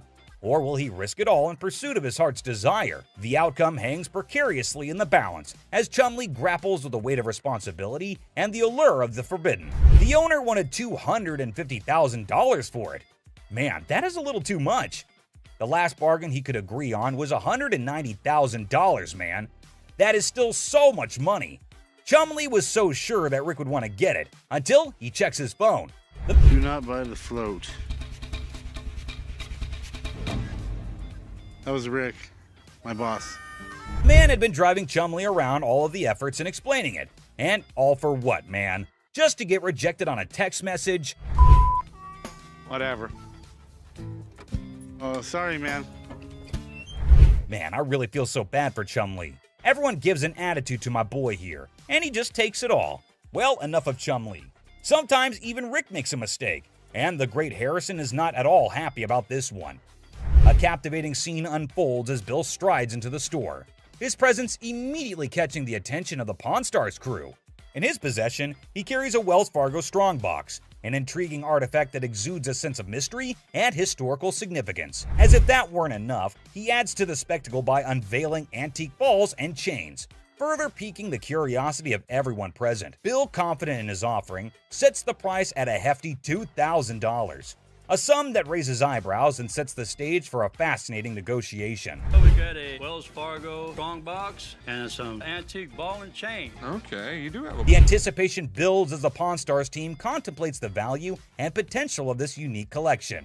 Will they be able to strike a favorable deal that satisfies both Bill's expectations and their own interests? With his vast knowledge and years of experience, Rick's expertise comes to the forefront as he steps into the bargaining arena. Determined to navigate the deal without relying on external advice, confident in his abilities, he draws upon his extensive understanding of historical artifacts and market trends to assess the true value of Bill's offering. Rick's sharp mind is like a well-honed tool, dissecting the details and uncovering the hidden gems within the collection. As the negotiation unfolds, his eloquence and persuasive arguments come alive, revealing a masterful display of wit and intellect. Rick's knowledge becomes a formidable weapon, allowing him to strike a delicate balance between fair pricing and maximizing the potential of the transaction. It's a testament to his experience and a showcase of his ability to thrive in the world of bargaining, showcasing the power of a sharp mind in the pursuit of a favorable deal. Electrically welded. See how these have arcs from an arc welder? Sure, okay. Okay, and my other big concern? As Rick utters the phrase "other concern," a flicker of suspicion dances in his eyes, indicating that there may be more at play than just the handcuffs. His discerning gaze scrutinizes the items within the Wells Fargo strongbox, sensing something amiss. What could it be? A forged antique? A replica masquerading as a genuine artifact? The anticipation mounts, and the negotiation takes an unexpected turn as Rick dives deeper into his investigation. Determined to unveil the secrets concealed within the box, Rick further adds that the box might actually be real, but the stuff in it is absolutely not. So that made him a little concerned about it, to which the man explains that the stuff was not in the box. He just kept it all in there. You always see a Wells Fargo strongbox in an old Hollywood Western, so this will definitely get a lot of interest from collectors. The bargain started at $1,200, but hey, we know Rick. He is damn good at bargains. He finally sealed the deal at $450. But obviously, we need a piece of expert advice over here. Mark, the man with all his knowledge and his beard, is called back to the store. Have you already bought this? That sounds bad. Mark further tells Rick the bad news. It was a complete fake. Damn it, Rick. Looks like Harrisons get pissed off on this show, but hey, another day, another lesson to be learned, right? Kicking off with this episode, which is sure to give you quite a jolt. Hey, how's it going? The episode just starts with a casual conversation between Rick and an old man. But look what he's got! Yes, my friends, you just laid eyes on an 1884 Colt that was used in the Wyoming Range War, also known as the Johnson County War. Goes with it. There's nothing like a good book after a good shooting. That's what I always say. And not to forget the book that comes with it. I mean, you've got to keep the rare flock together. Rick, as usual, begins his quiz, asked a whole lot of questions before investing his money into something that a normal person would have bought in a heartbeat. So how exactly did you get the gun? My father got this from the great-great-granddaughter of Fred Koch. Are these many questions ever asked while I go to sell something antique? Maybe. How would I know? I've just gone to the shops to buy something, never to sell anything. But wait, it seems like he practiced it the whole night, answered all the questions like a pro. That man did better than the rest of us would do in our lives. Tough college times. Wait, what did my eyes just witness? Rick narrating the whole Wyoming Range War story. Basically, large cattle barons feuding with really small cattle ranchers. The small guys were stealing cattle. It felt like a whole history lesson to me. I must say, Rick does have some insane knowledge about antiques. The way he narrated the whole thing was nothing less than an informative history class, not gonna lie. Moving further, we see Rick's intelligence as he checked all the details provided on the document just like a professional would. This is a 45 caliber. This is a 45 caliber. It's a 5.5 inch barrel. That's a 5.5 inch barrel. With this line, when you throw on a personal story that actually ties a cowboy to a gun, that's the kind of thing collectors love. I can see he clearly knows how to hit the proper note. But when you throw in a personal story that actually ties a cowboy to a gun, that's the kind of thing collectors love. Without a second thought, the man quoted $55,000 for the gun. What do you think? Are Rick and the old man on the same page? Well, for you to know that, you have to continue watching. I'd like $55,000. 55,000? And obviously, before getting such a huge amount out of his pocket, he wanted a second opinion on the matter, for which he called an expert. Get someone down here, he'll tell me if it actually belonged to this guy. To be honest, I really don't get it. How can one identify if it's original or fake by just looking at some words written on a piece of paper? Anyway, who am I to say anything? What we have here, it's really hard to make that connection. Some facts were served right there. Like clearly, who else if not Rick would know more than for how much something like that goes in his shop. And you know, Pawn Stars is all about who bargains best to make the most profit. So let's see who gets to cut the cake tonight. And just when he thought things couldn't get crazier, Rick dropped the price and set his bet to $1,500. And all that effort went to waste right in front of your eyes. Yeah, I'm just not gonna be able to do that. I think maybe I'll see if I can maybe get some more Providence. That was pretty obvious. No one would want to sell an antique for this measly amount of money. Definitely not a very profitable deal. And with that deal went flying Rick out of Rick's hands. But in this next episode, this person walks in with a really interesting gun. But how interesting? You're about to find out. Yeah, it's like something James Bond would wear. Yeah, right. You just saw that, huh? But that's not out of a James Bond movie. That thing is as real as it gets. What can I help you with? I'm here to sell my ring pistol today. Well, you know how a gun never stays in the shop for long, be it whatever shape or size. But this thing is something I've never seen or even heard of before. Have you ever seen a pistol ring? Boy, you're looking at it right now. This is something definitely worthy of adding to the antique collection list. Come on, you have to agree with me. Everything about this pistol ring is antique, from loading it to the trigger to its hammer. This thing is a killer. Literally. You know what? If I ever went undercover on a mission, I would definitely carry this cute little devil. James Bond, we just found your vibe. And I know Rick would agree with me too. Yeah, that man seems very particular about the price he's going to ask for that dangerous ring. I'm looking to get $9,000. I'll use it to buy some of the things I collect more often. I personally would wear that ring everywhere. It's an all-in-one combo, kind of a hidden treasure who can double up like your personal bodyguard. It's unreal how cool this thing is. But hey, did Rick just contradict me? Wear them just for fashion. Damn. Rick has got a good sense of humor, not gonna lie. Seriously, getting hit by that mini pistol ring would definitely hurt your ego hard, man. It's also seriously a gun. I mean, it would really hurt getting shot with this thing. And oh, I kid you not when I say that the man clearly did his homework right. He literally asked for $9 grand in the blink of an eye. I mean, that piece truly is a showstopper. But that expensive? Damn. $9 grand. They're pretty rare. So what happened is that the deal took an intense turn, and Rick, being the smartest in this show, had to prove it. So before finalizing the deal, he wanted a bit of expert advice. I mean, that's always better than regretting later, right? So let's see what the expert had to say about this antique pistol ring. The European gunsmiths, they were making all kinds of little weird things. This is the Imperial Protector. Basically, looks like this tiny mean machine has taken down quite a few people in the past. So it must cost a bomb. But let's hear it from the expert himself. For $11,500. Okay. Thanks, Tony. I really appreciate it. Whoa, I never expected that. $11.5K? That's crazy. And just look at the size of that thing. That thing is golden for sure. But as you know, Rick plays by his own rules, and I'm curious to know what he has to offer. I'll give you $3,000 for it. No, can't do it. Okay, so Rick is trying to settle the deal for $3,000. But bro, that's like not even half the price the seller asked. Do you think the man will accept the offer? For someone who knew a great deal about the pistol ring, I don't think this man is gonna budge. But Rick wasn't ready to give up or give in as yet. So, do you think they'd both settle on the same grounds? Who do you think is gonna win this round? Well, let me put your anxiety to rest, for here comes the moment you're waiting for. As amazing as this thing is, I'm sorry, I just can't do it. And just like that, Rick missed the chance and saw the extraordinary collector's pride walk right out of his door. But what happened in this next episode is even crazier. Working with an instrument maker and got really, really interested with the harmonica. You know how music instruments can be great collectibles. In which case, what do you think about an ancient instrument that has an emotional connection to it? Does it help double up the price?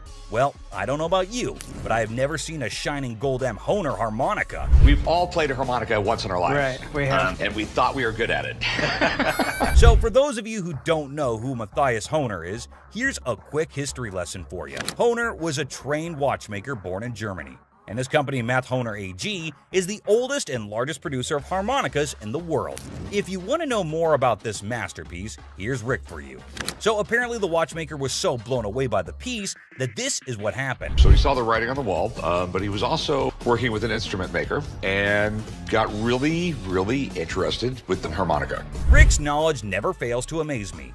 There's no question that he is a master of his job, and his trade skills are even better. But is this going to be a jackpot or a lost cause? Before Rick states his price, he found a problem with the musical piece. We get in the ballpark. Okay, all right. It's plastic, and it's not in the greatest shape. I don't know, it's not too bad a shape. The cardboard's coming off. Oh no. That's going to majorly affect the price of this beautiful piece right here. So while the seller was holding on to a grand $500, what Rick pitched was unbelievable. Here's $75 for it. It cost $75. Wow. I would feel humiliated if I was that harmonica right now. I mean, come on, man, it's not that bad. But what can I say? Rick knows better. And the seller wasn't ready to back up, and even had a genuine reason for it. $1 to fill my truck up with gas right now. I can't take 75. I find the man reasonable. The least you can do is compensate his gas. But as you know, there are no emotions involved in business. Rick's not taken aback by anything, and sticks with his price, but he failed to grab the deal. I think he wouldn't mind much though, because the harmonica was plastic, and it was also peeling off in some places.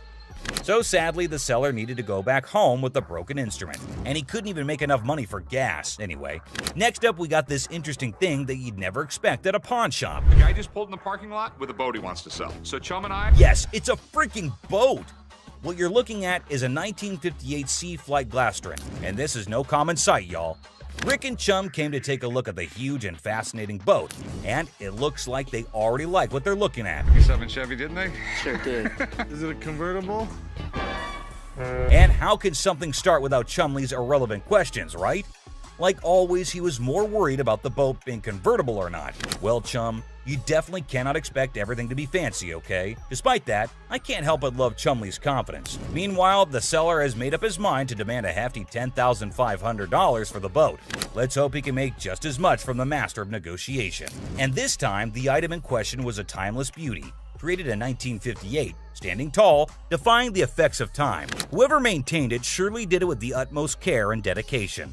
Great work right there, but I think someone is already getting busy coming up with the numbers. It looks just like the 57 Chevy I got for the old man's birthday. It's definitely tempting because Rick's already deciding how he was going to pitch this look-alike a 57 Chevy. this Glastron boat is awesome, but boats are tough to sell, so it has to be a home. Like he already said, boats are money pits. I mean, nobody would want to keep this huge boat in their homes as an antique. Quite rare, as the word suggests itself. But this seller is definitely giving Rick tough competition.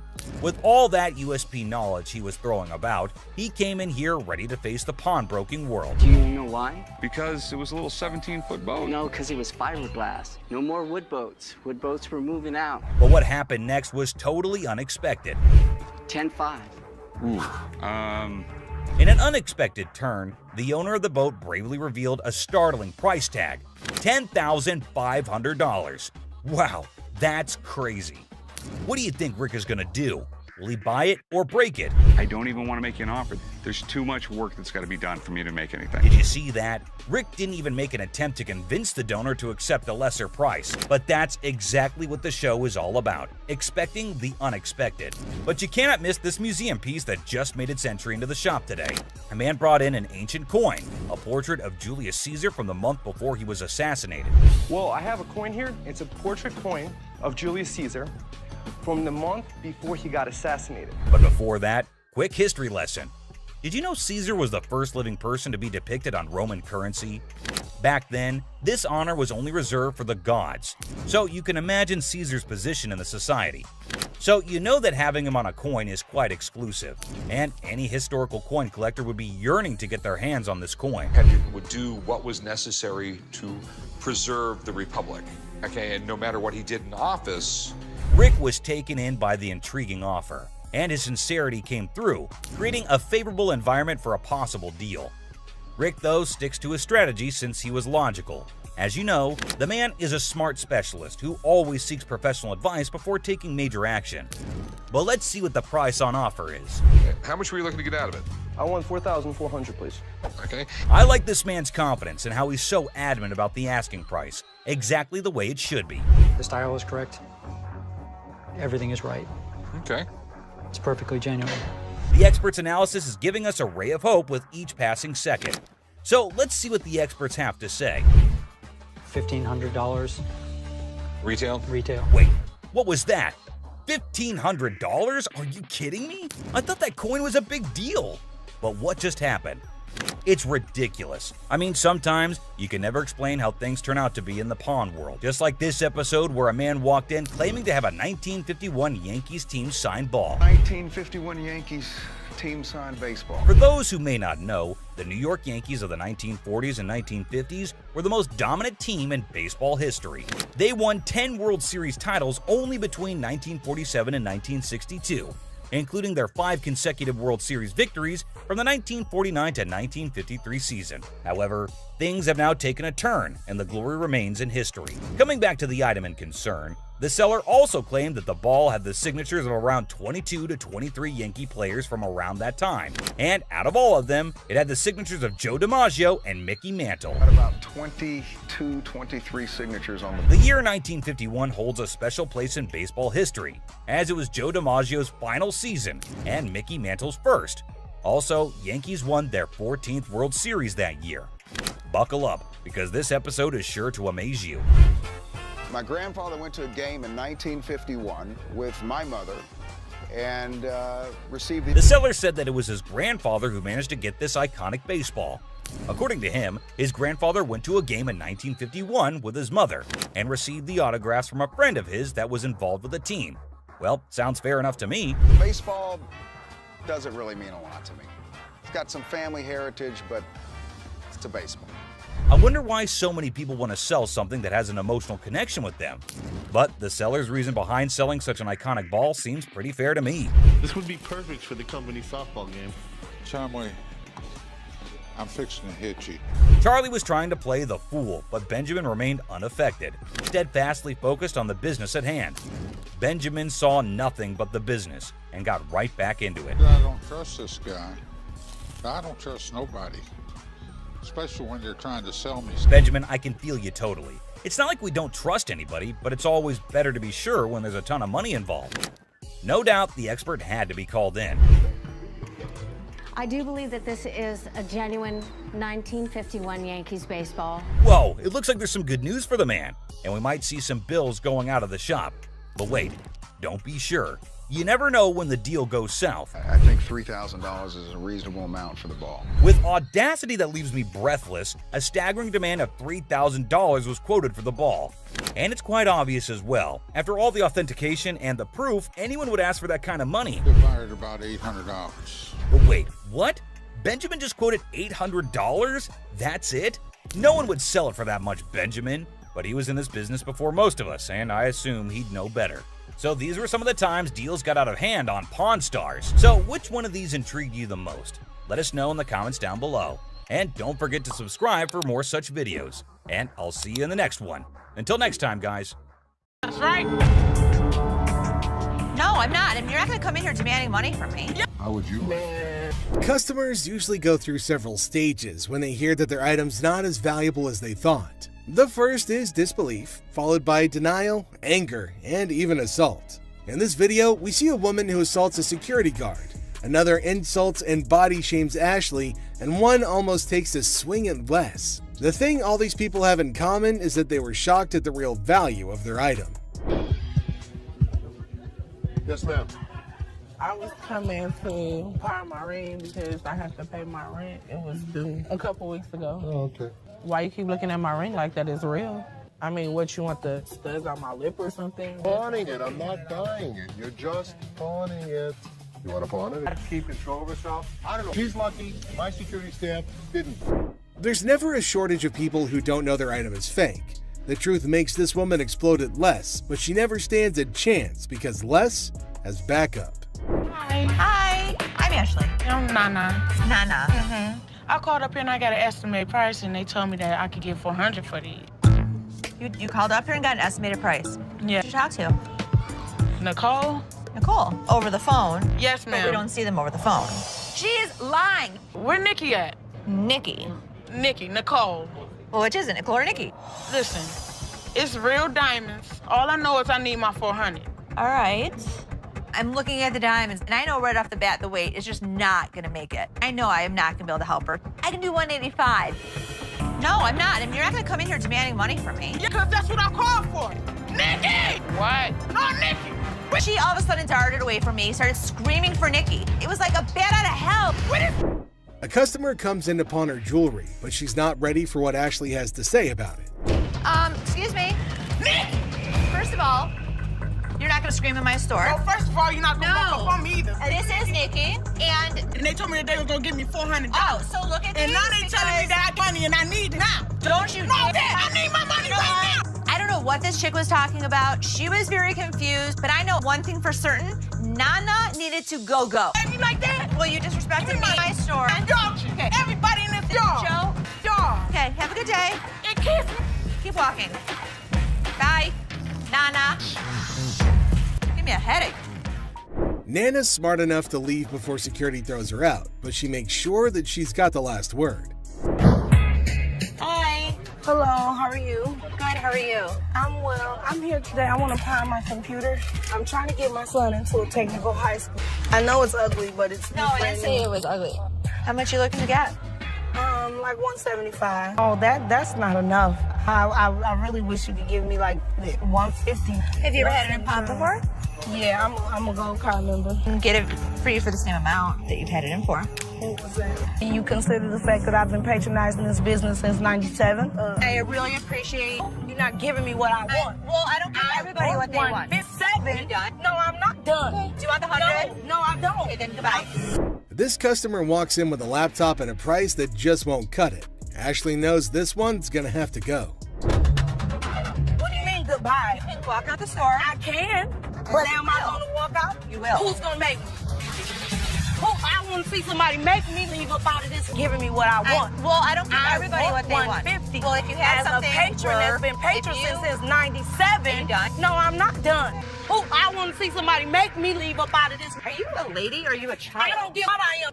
And don't think that you won't. Because all I got to do is make a phone call. You know what? Get out. I'm not going out of here. Get out. Don't touch me. Touch me. Get out of my store now. been patronizing this business since 97. You have an English degree, right? No, I don't. Y'all. Despite Ashley's efforts to help her, the woman goes ballistic. Felix, the security guard, escorts the woman out, but she doesn't go quietly. I was coming in to try and get like $1,500 for this. Okay. I'm trying to get my baby daddy out of jail, and I've been really trying to work things out with us. I love him dearly. I was his first phone call, you know, so that lets me know that he loves me. Huh? No, not $50. I want $1,500 I'm sorry, for I these. can't help you with that. I said. I don't care what you said.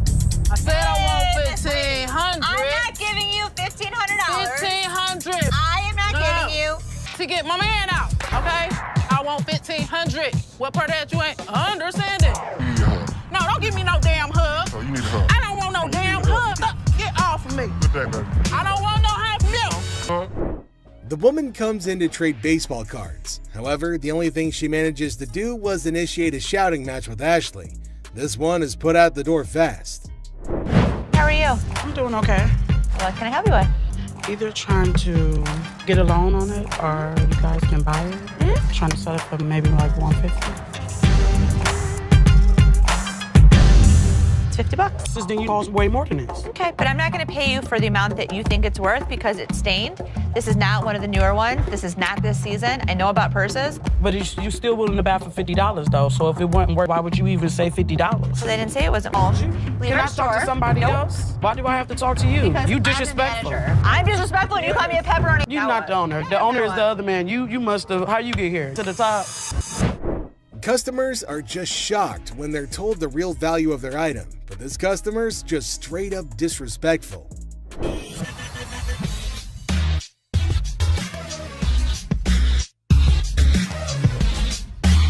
How much you want to spend?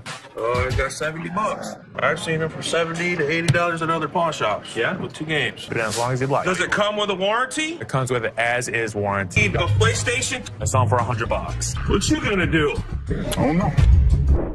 The PlayStation's really hot stuff at the moment, but the customer who wants one is far from hot. He's mostly just hot-headed. Hey, you been shot already. What? Ain't nothing here. You're just another door guy to me. Yeah. Throw it down. Throw it on $70.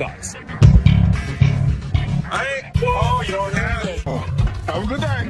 Have a good day. Hey, what you think? What is all that about? What's all that about? No, this one level beat your ass down here. Go. You right here. You bitch.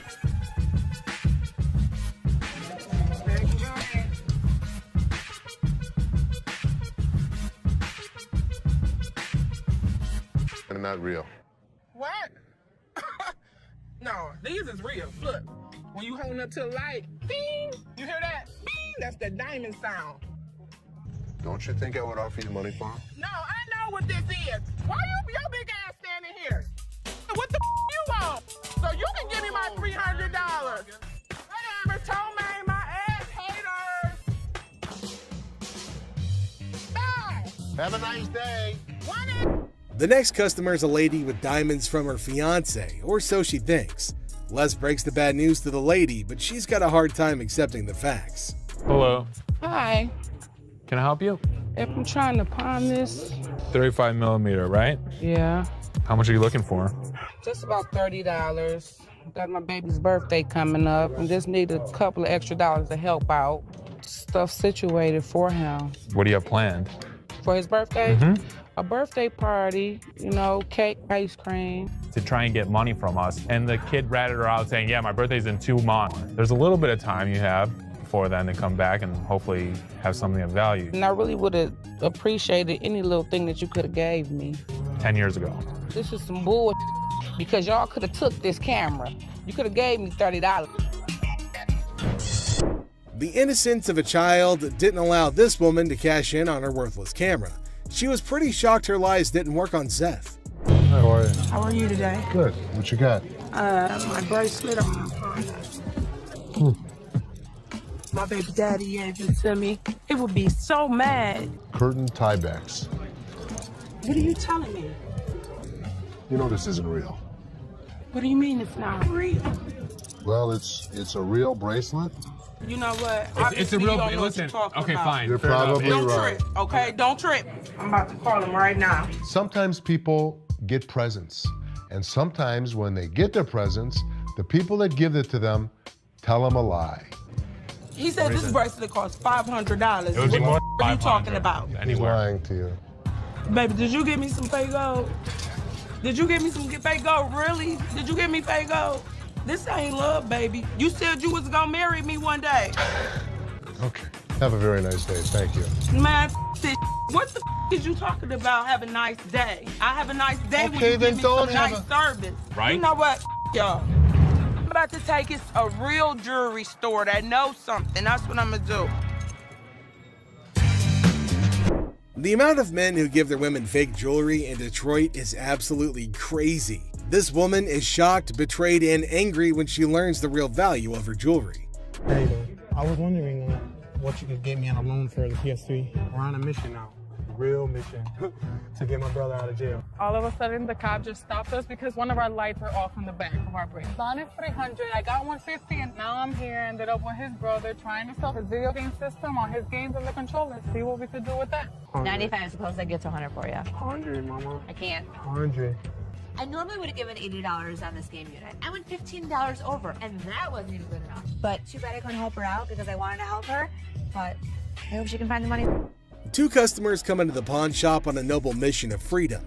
However, Ashley lets them down easily, but at least they take it better than most customers in this video. Pawn shop because we, is in need of money. And we're trying to pawn this VCR and this TV. Okay, when you put it on there like that, You ain't seen no income. you wouldn't.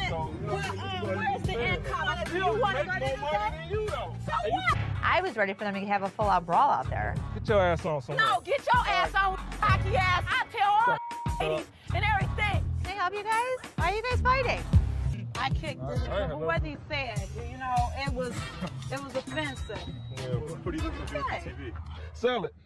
Actually, yeah, we gonna pawn this. No, the TV didn't get dropped. It worked. $20.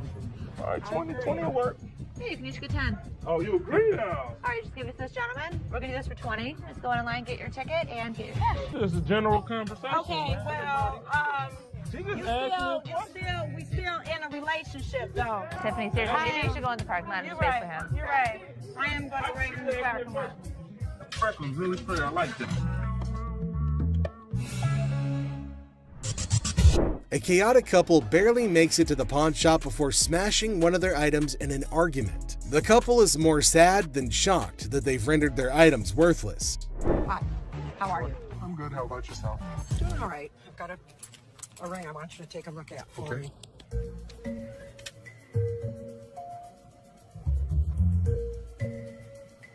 You know what it is?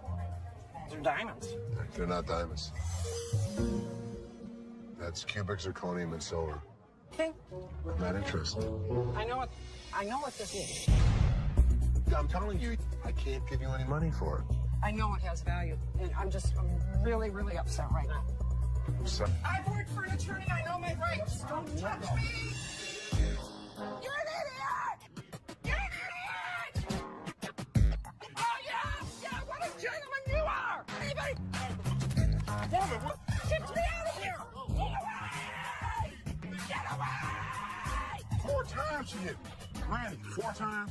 Why would I not give her money if it was worth it? I thought you were smiling when she was doing that. This woman can't believe her diamonds are actually not diamonds. If you like seeing angry senior citizens, then this grandma's got you covered like a quilt. So, I'm here to sell my yays and stuff. Okay. Cartier. I paid $5,300. For these? Yeah, I overpaid. They're fashion designer glasses. Really cool gold diamonds. For those particular frames, there's a huge demand, but not for that price. How much you want for these? The lowest I'll take probably like 40 for it. All right, give me 35. You give me 35? 1,000. What you mean? You making too much money now. I sell this stuff cheap, man. Look, I ain't pay 1,000 for these. I know feel you me? didn't. I can feel you. But you don't feel me, you know what I mean? I can feel you. You see how he talking? Talking like a kid and You don't know who the I Man, am. You don't know where the I was raised. Like and I you're just said, talking. Well, flat out, man. I ain't leaving, dog. Come on, baby, young buck, what's up, baby? No, we out. You on that petty shit, dog. That petty ass money you offering, that's why ain't nobody with y'all, you feel me? I feel you. Les is offered a cool pair of glasses, but he knows they're not cool enough to be worth what the customer's asking. The customer doesn't take the news well at all. Welcome to the channel, guys. Okay. Oh my God. Get your hands off. Blurry-faced guy. We'll buy this and pawn this and that and give you $350 total. Get set for a crazy moment in this pawn shop. The shopkeeper and a customer are going at it in a big argument, trying to make a deal or who knows what. But wait for it. Out of the blue, two dudes in fancy clothes with blurry faces bust in like old school detectives. The shopkeeper's scratching his head, clueless, but here's the kicker.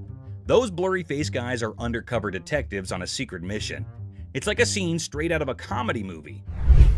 The detectives have arrived. I need to tell them what's been happening and show them the evidence. Hold on to your laughter because this is pure comedy chaos. The second those detectives waltz in, the shopkeeper's freaking out like he's been caught selling magical beans or who knows what. These detectives are all business, channeling serious Sherlock vibes after an espresso overdose. They're tearing through the shop like treasure hunters on a caffeine high, checking random stuff and maybe on the hunt for hidden treasures. Meanwhile, the poor shopkeeper's sweating bullets, desperately trying to keep his cool. It's like a real-life comedy suspense show unfolding before your eyes.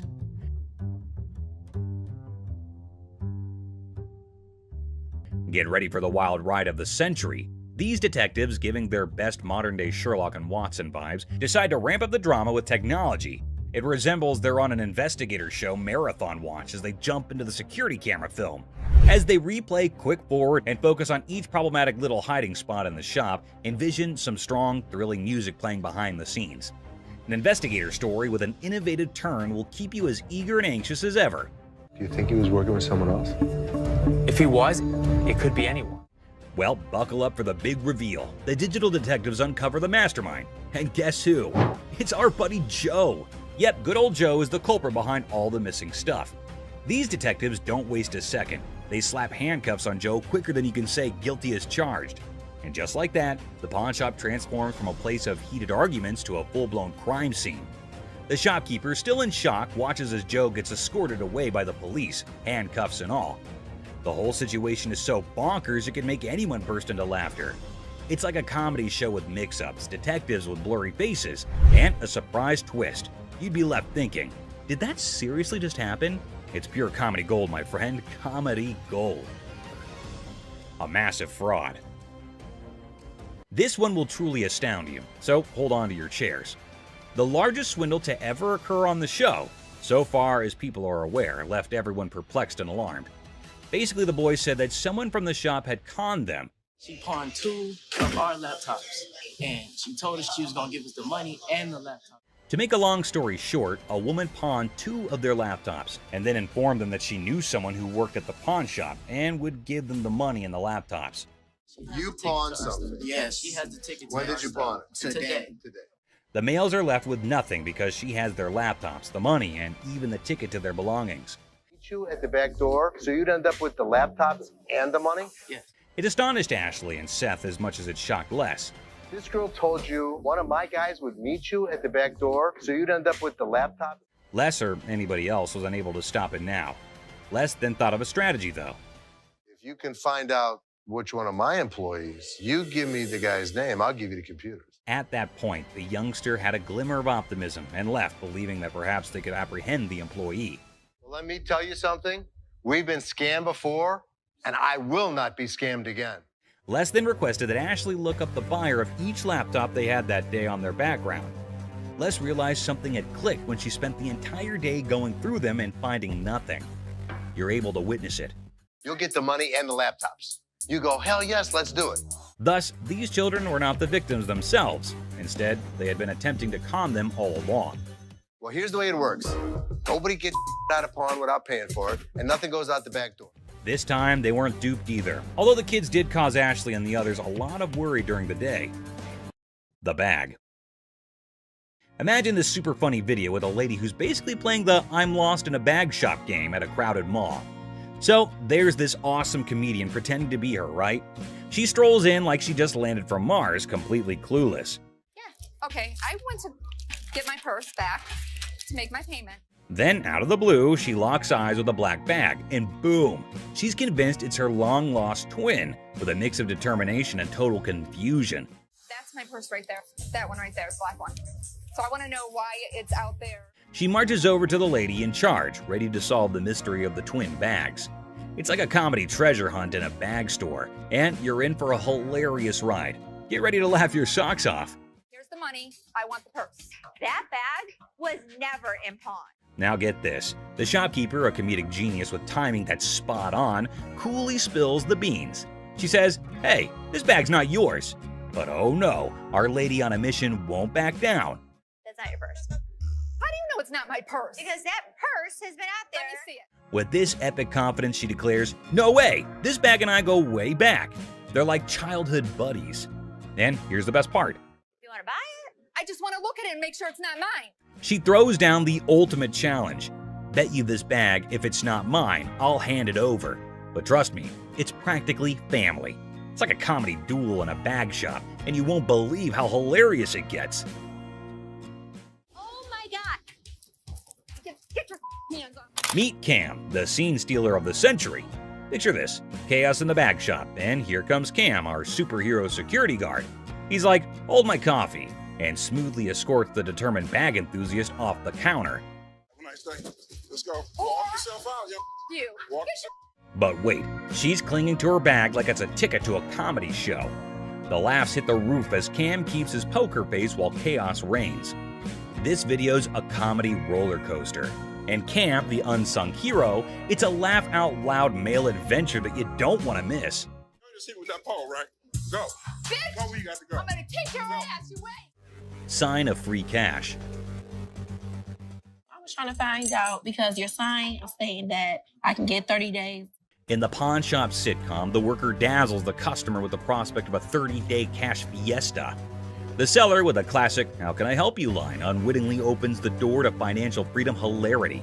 It's a tale of interest-free loans, dollar storage fees, and a comedy of errors that promises 30 days of pawn shop shenanigans. But that's not what the y'all sign is saying. Misreading it. No, It's you're your misreading it. The customer attempts a 30-day free cash caper, armed with a misinterpreted sign. The seller, caught in the crossfire, insists it's an interest-free loan bonanza, not a free cash party. Cue the comedic chaos as the customer points fingers, and the pawn shop sign becomes the unintentional star of a sitcom episode gone haywire. I need my cash. It says it right here. Free cash. The customer demands free cash like a rock star on tour. The seller, armed with the reality of interest-free loans, faces a barrage of demands. The customer, teetering on the edge of pawn pandemonium, enlists a surprise ally, a sassy woman who jumps in the scene like a comedy superhero. Cue the applause for this unexpected twist in the cash crusade.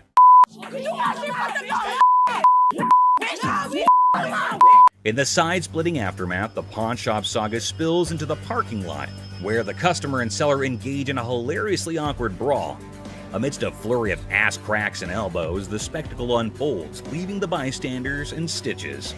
The door slams and the customer vows a dramatic return with an unforgettable "I'll be back" exit line. Comedy gold in the pawn shop arena. Antique computers. Got some equipment here. Yeah. We need some money. We're going to out west. In the pawn shop time machine, two hunters strut in with ancient computer relics. The seller, bewildered by their outdated tech, questions if they're stuck in the 80s. The hunters, claiming they've wiped out all of Michigan's deer, aim for a whopping $900. So how much are you looking for? About $900. The price tag triggers more shock than a retro computer's boot-up sound. What I can offer you is zero. Zero. Comedy sequel, the hunters scoff at the initial offer of $0 for their ancient artifacts. The hunters, expecting treasure, get a less than an antique appraisal, leaving the shop echoing with laughter and $0 dreams. Wonderful. Thank you so much. You too. In the aftermath of the failed computer barter, the hunters drop to an $800 offer, met with a swift and resounding zero from the pawn shop. ZZ Top, mistaken for Detroit's antique appraisers, exits empty-handed. The seller consoles himself with a printer sacrifice to the dumpster gods. I thought it was you, man. Oh, that's good. ending the scene with a comedic crash and a touch of musical confusion.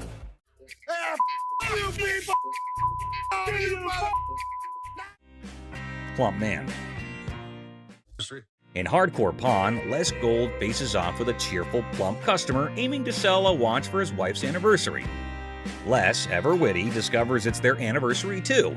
The old man deadpans 25 years, prompting Les to hilariously inquire, "How many happy years, man?" Laughter ensues in this pawn shop comedy. Too bad the shopkeeper shuts it down quicker than a bad punchline, not willing to spend a dime on what he thinks is a phony watch. Talk about a comedy of errors in the pawn shop. It's fake. I'm not interested. Let me see what you got in watches and take. Now brace yourself for the ultimate comedy meltdown. Our plum seller cranks up the chaos meter, throwing wild threats about the shopkeeper's wife and claiming he's seen her somewhere. You're married, right? I am. This triggers the shopkeeper, turning the whole scene into a chaotic carnival. There's two things you don't talk about. What's that? My wife and my family. In the blink of an eye, security guards swoop in, snatch our hefty hero, and give him the grand exit, escorting him out like the star of an unexpected sitcom.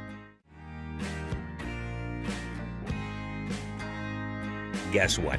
Our main guy, kicked out of the shop like a party crasher, hits the street with a style only he can pull off. It's like a comedy buffet that'll have you grinning like you just discovered the ultimate joke. Get ready for hilarious adventure. Need help? Video, there's this super hyper dude who charges into a shop, making a fuss like it's the biggest emergency. And get this, he decides a random table is his new chill zone. No rules, no worries, just pure wackiness. Get ready to laugh your socks off. Get a load of this to hit the road. But guess what? He's on a whole different planet. Watches. Get ready to giggle. So there's this new lady in the shop who's decided to be a rebel. She goes all sneaky and puts the shop's watches up for sale online without telling, confidently struts away, leaving the staff scratching their heads like, did that just happen? It's a hilarious roller coaster and you won't stop laughing. You weren't as big of a bitch. I was wrong. Excuse me? Get the out of here. Get set to lol. This funny video is like a crazy ride with surprises, silliness, and a hint of madness that'll have you laughing without a pause. The twists and turns make it a hilarious and chaotic experience for anyone lucky enough to catch the shop's wild antics. Brace yourself for a good laugh as you watch the madness unfold in the side-splitting comedy script style video. What did she say? That I am the bitch. Get the out of here. Penny pincher. Get ready to chuckle. This hilarious video is all about a super energetic girl trying to convince her super penny pincher dad to hire more security for their shop. She's all passionate like, "Dad, we need extra protection." But oh boy, her dad's like, "Nah, that's just throwing money away." Adding an extra night security guard is an expense we don't need. Dad, I just don't understand. The funniest part? When the argument gets so wild, the girl pretends to be super angry and storms out of the room. It's silly, it's amusing, and you'll be laughing your socks off at their crazy fight. Every single time I have an idea and I bring it to your attention, he then has to walk in. Hold on to your funny bone. This comedy video is pure chaos when the staff walks out, and surprise, the roof is missing. Peeled the roof off? Yeah, they peeled the roof. Yep, someone peeled it away like a giant banana. Imagine the team head scratching in disbelief. Their shop literally got unroofed. The alarm company called. They thought it was a false alarm. Is anything missing? I have no idea. Now, here comes the kicker. They start worrying it might be a sneaky robbery. Cue the panic as they sprint to check the CCTV, hoping to catch the audacious roof peeler in action. Get ready for a laughter-packed roller coaster as they dive into this hilarious investigation. Get ready to laugh in this super funny video. They got two guys. So they get through the internet room, jump in. The staff at a quirky shop freaks out when they find out someone peeled off the roof for a supposed robbery. Total chaos, right? So they go all detective and check the CCTV footage. But wait for it. Turns out, not one, not two, but three guys break in. And here's the kicker. Looks like they grabbed the coat right there and then out. So these guys could have been part of a three-man team. One of them ends up hiding inside the fridge. It's like a comedy show gone wild, leaving the staff scratching their heads and everyone else in stitches. You won't believe the crazy twist in this comical caper. We got broken into last night. Took a fur coat and ran out. I told you that security should have been here at night. Stolen microphone. The seller, baffled, asked when they were taken off the rack. It's a funny scene of concert chaos turned into a pawn shop jackpot, where microphones become rock star souvenirs, and the friend is the accidental hero of the day. Microphones I picked up from a concert last night. The person insists the microphones were flung into the concert crowd, a spontaneous catch.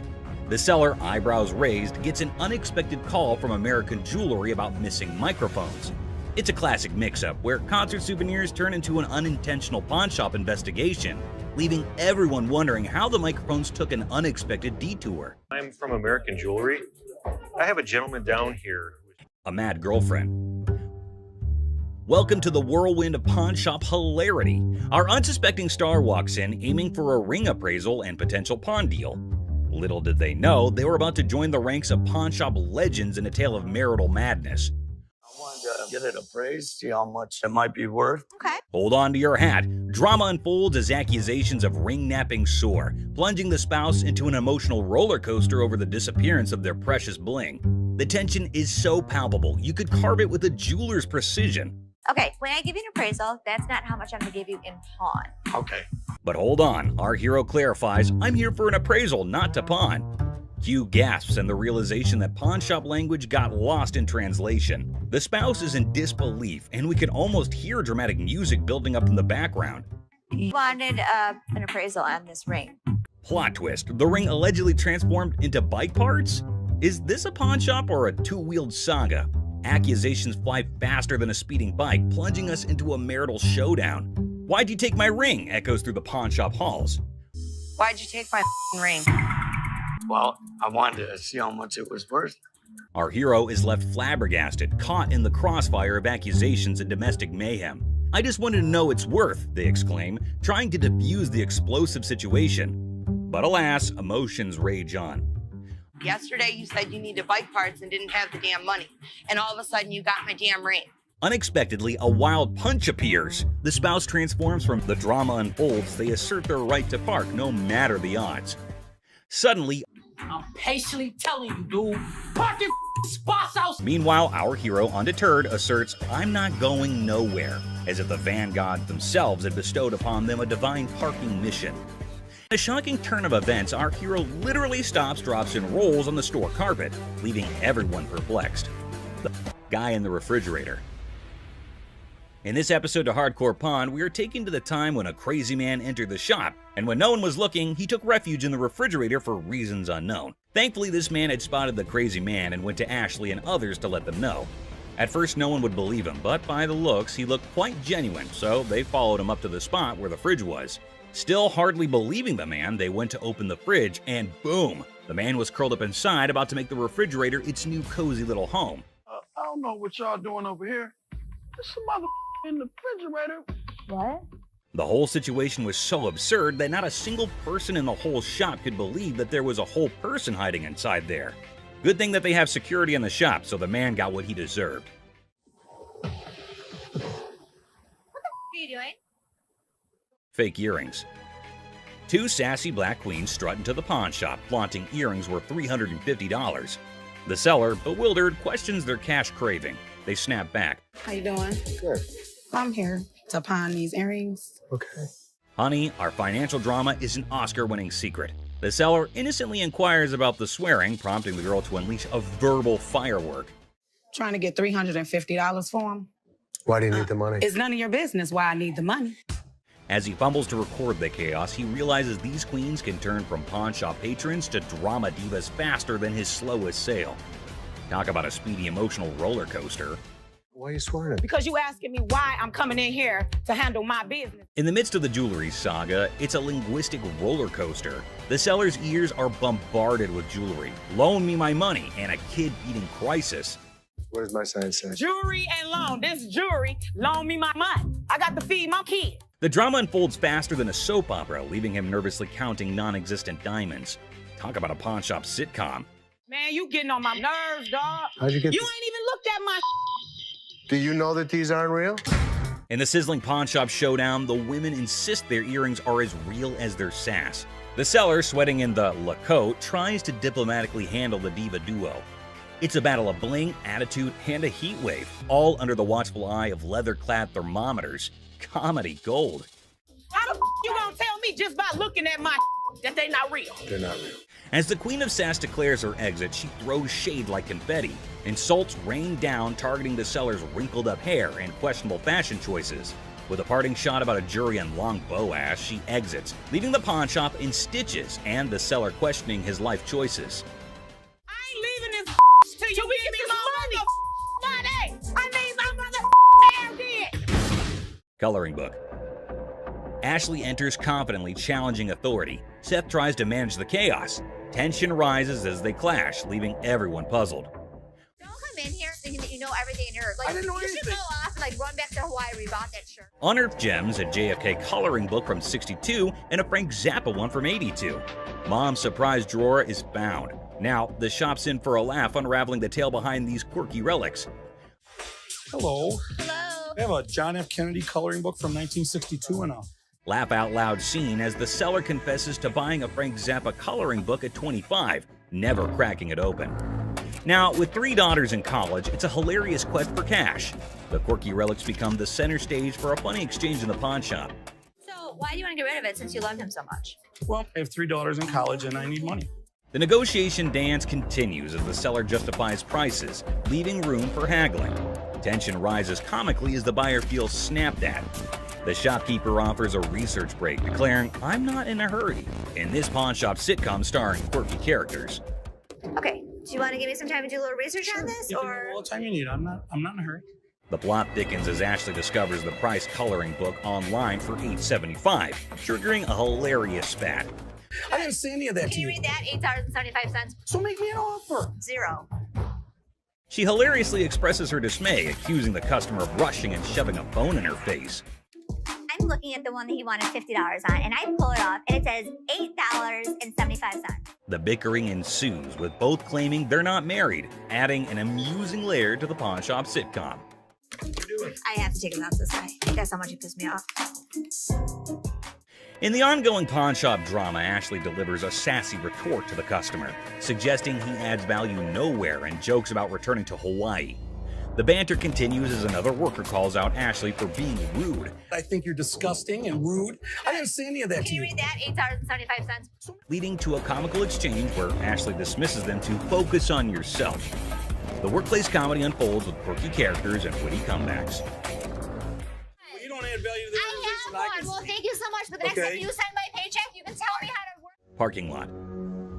Cue the workplace alarm. The notorious parking lot gambler is back, and the office crew is on high alert. With a battle cry of "Let's go get him!" they embark on a mission to catch the elusive man of many lands, or as they dub him, that lady Pakistan. Office drama just hit the jackpot. What gambling to get in the parking lot? Meet Robert Robertson, the maestro of sports memorabilia, introducing himself to Dennis in a pawn shop saga. The plot thickens as he unveils a treasure trove of Detroit Lions autographs salvaged from his sister's basement flood. Forget superheroes, this guy's heroics involve rescuing signatures during a Union picket line water ballot. All right. Here's Robert. Robert, Nice to I'm meet Dennis. Nice to Nice meet to you. meet you, Dennis. Yeah, I got an item here. You might be interested in. In the wild world of pawn shops, Dennis is hit with a first, an NFL labor strike poster. As Robert pitches his Union picket line relic, Dennis, caught between fandom and frugality, contemplates the value. It's a negotiation dance where even the poster's wrinkles have a say, and Dennis dreams of a dad who'd splurge on a heartbeat. What, Steve Backus? This is the first time a guy actually brought in an NFL labor strike poster. Dennis and Seth, the dynamic pawn shop duo, are advised to step up their deal-closing game. In the battle of signatures, Robert's pitch clashes with Dennis's detective skills. It's a showdown of history versus water stains, where even a tear is more drama than a soap opera. Selling history hard, selling water-stained history a comedic challenge. One just like this mint, though, and he got $950 for it. Right, so if that was mint, why would you want $1,000 for this? In this hilarious haggling carnival, the pawn shop pros are on their knees throwing cash offers at Robert for the water-stained NFL labor strike poster. It's a dollar dance-off with Dennis and Seth, and they're juggling 20s like it's a comedy club. In the end, it's 520s that win the bid, leaving Robert with a pocket full of paper and the pawn shop crew high-fiving over their historic steal. $75? No, no way. Offering you just $100 cash money right now would make it. Gold earrings. In the golden world of earrings, Ashley and the customer embark on a carat quest. The earrings sparkle, but the price tag dims the shine. The customer eyeing the digits suggests a hilarious plot twist, an exchange proposal that could turn this jewelry journey into a comedic barter ballet. I was looking for some gold earrings. You are in the right department. In the dazzling dance of earrings and dollar signs, the customer flips the script with an exchange proposal. Ashley, the jewelry juggler, contemplates the weight of the situation, hoping those earrings don't tip the scales against her. It's a hilarious jewelry version of Let's Make a Deal, where carrots and comedy collide. Well, what we can do is I can take those and apply money towards these. In the Comedy Club of Carrots, Ashley drops the punchline, a whopping $500 for the desired earrings. The customer expecting an exchange extravaganza faces the reality check. Okay, so what I can do for you today, I can apply $40 towards these. I paid $500 for those. What do you mean? You can't do an exchange? Ashley, the weight wizard, spills the carrot beans, revealing that these earrings are more featherweight than a dieting hummingbird. It's a priceless jewelry negotiation that has the audience and the scales in stitches. Okay, I can't give you $500. Why you can't? Because it's not worth. In this comedy climax, the customer unleashes carrot chaos, insisting her earrings are weightlifting champions. The tension escalates as she dubs Ashley Boo, but a touch sets off a mini drama. I know how much these cost, boo-boo. Because you scream that they're gonna get you more money, boo-boo. The pawn shop becomes a carrot battleground, and Ashley's final offer of $175 is the punchline that sends the customer storming out, leaving the jewelry saga in a carrot cloud of comedy. Everybody else good. Pose made you Fake diamond. In this wild pawn shop showdown, two characters storm in like a tornado, armed with an attorney and a demand for $900. The seller, caught off guard, awkwardly requests a card while the attorney seems more like a background dancer in a chaotic legal dance. It's a scene where negotiations are more like a comedy sketch, leaving everyone wondering if they stumbled into a legal circus. I got my lawyer with me. This is wrong. Show me your card. I don't have a card with me. My attorney.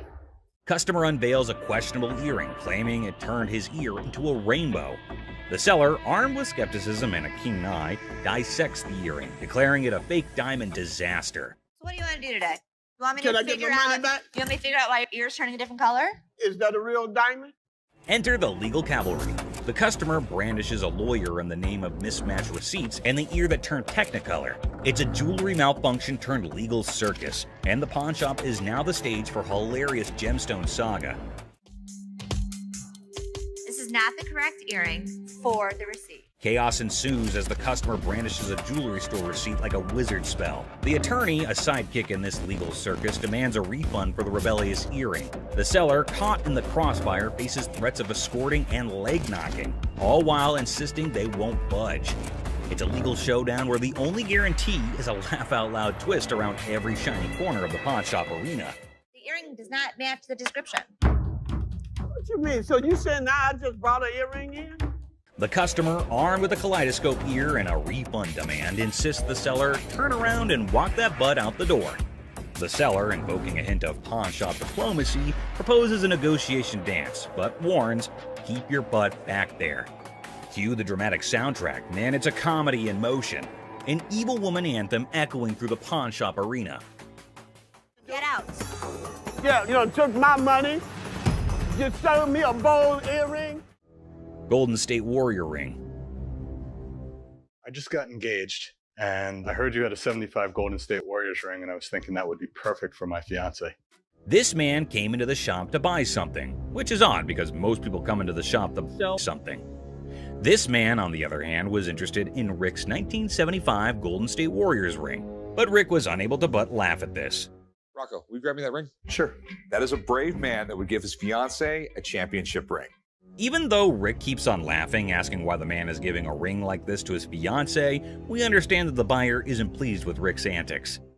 So what I did was I brought pictures of another 75 Golden State Warriors ring.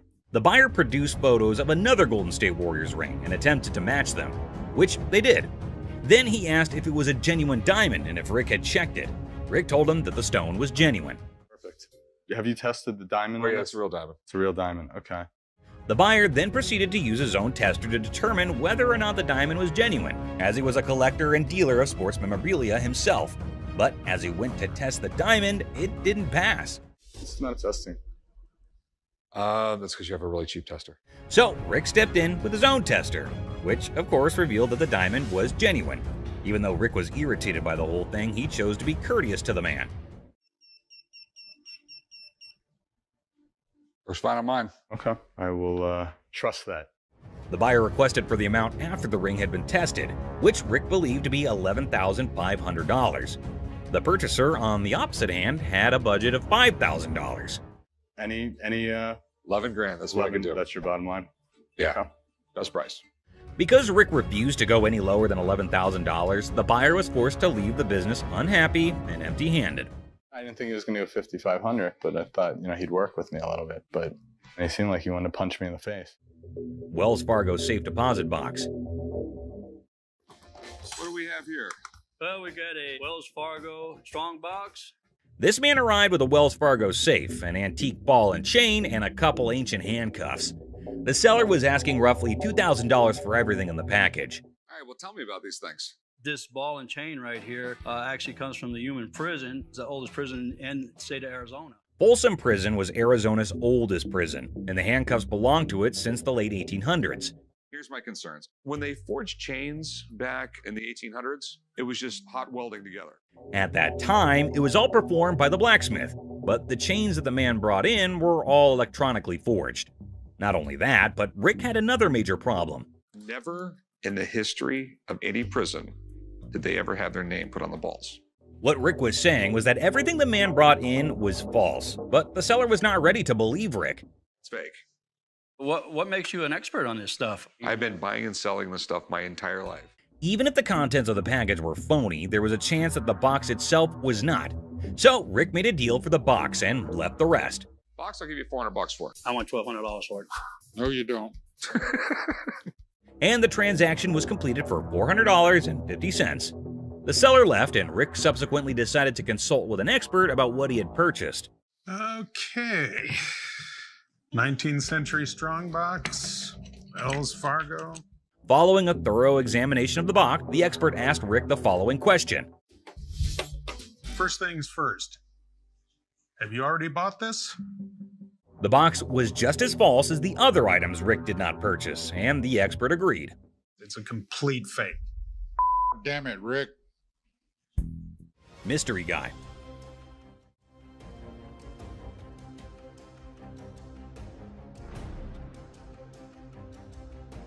Right there. Here they come again. Hang on to your hats, folks, because we're diving into one wild tale. Picture this, a mysterious dude looking like a secret agent casually strolls into a pawn shop acting like he owns the place. The shopkeeper, eyes wide open, can't help but stare at this walking enigma. I mean, who wouldn't? He's like a riddle on two legs. Now brace yourselves for the craziness escalates. Our mystery guy isn't flying solo. He's got not one, but two ladies in tow, a trio causing a ruckus. They swagger up to the counter, and out of nowhere, the guy dramatically declares that the ticket he's waving is faker than a rubber chicken. Everyone in the shop, imaginary files included, gasps in surprise. Her on the ring, or get the ring back. She's got a receipt. Let me explain to you. This is a counterfeit ticket. Hold on to your giggles. The shopkeeper, smelling something fishy, turns into a detective. With a sneaky grin, he tells the trio to chill and confidently says, "I'll prove it's a fake." The suspense builds as he brings out the real ticket, examining both like he's some ticket art connoisseur. This is the amount of numbers that are here. Okay. Number 2 is state law mandates. Hold on to your funny bone. The shopkeeper spots the differences quicker than yelling "fake alert" with a big old grin. He declares, "Nice try, folks, but your ticket is faker than Monopoly money." Cue the imaginary mic drop in the background. But whoa, Nelly, the trio isn't throwing in the towel just yet. They get into an energetic discussion, pointing fingers, thrashing arms, and hollering as though they're contending in a yelling challenge. It resembles something out of a sitcom, and you can't resist the urge to chuckle at the idiocy. In the grand finale, our mysterious guy and his partners in crime admit defeat, Looking a tad embarrassed and probably feeling a smidge silly, they storm out of the pawn shop. The shopkeeper, now a hero in counterfeit ticket detection, is left with a bunch of baffled onlookers. And there you have it, a hilarious adventure that's weirder than fiction and funnier than a clown on a unicycle. Comedy gold, my friends, comedy gold. Gun cabinet. Well, it's a desk, but it's not really a desk. It's actually a gun. So what this woman brought into the pawn store was not anything that was common. It appeared to be nothing more than a plain desk, yet it was far more than that. It's a gun desk. Yes, when you push down on the inkwell, a bullet fires out through the trapdoor. When you press down on the inkwell, a bullet fires out through the trap door, and this desk transforms into a pistol when the time comes. If I sell it, that's fine. If I don't, I'm okay with that too. Thus, the merchant visited the business not exclusively to sell the weapon work area, yet additionally to figure out more about it. She needed to realize who possessed it, the way things were utilized, how old it was, and other such data. I was trying to figure out how to open it and had a really good look inside it and said, you know. While hunting for a nice little desk, she came across this one. But when she got it home and attempted to open it up, that's where she discovered it wasn't what she thought it was. I've seen desks with hidden gun compartments, but I've never seen a desk as a gun.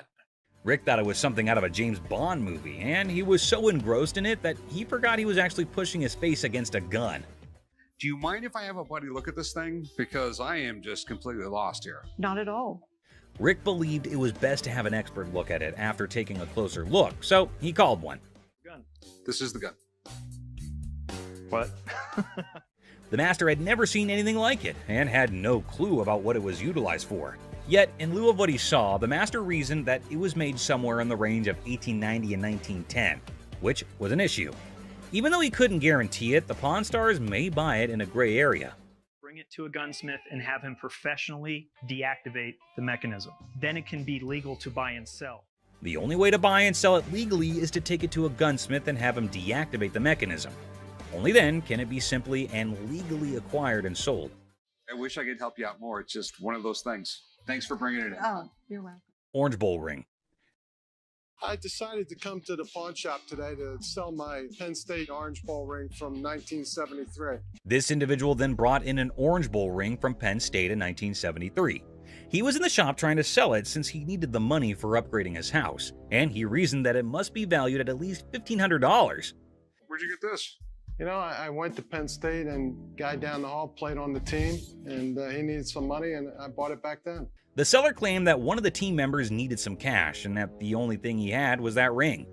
Thus, the man paid him the necessary funds and purchased this ring. You know, it was Jeff Clark. He didn't play too much, but he was an outside linebacker for the team. This particular ring belonged to a linebacker named Jeff Park, who was a member of the squad even though he didn't play much. What are you looking to get out of it? I'd like to get $1,500. Okay. Just as he previously stated, the man wanted $1,500, but Rick needed to examine the situation more carefully before making any moves to get the ring. It was then that he discovered that the ring had a problem. The price is reasonable, but it's illegal for me to buy or sell anything when any identifying mark has been removed on an item. The ring was cool, but it was also reasonably priced considering that the engraving makes it completely identifiable.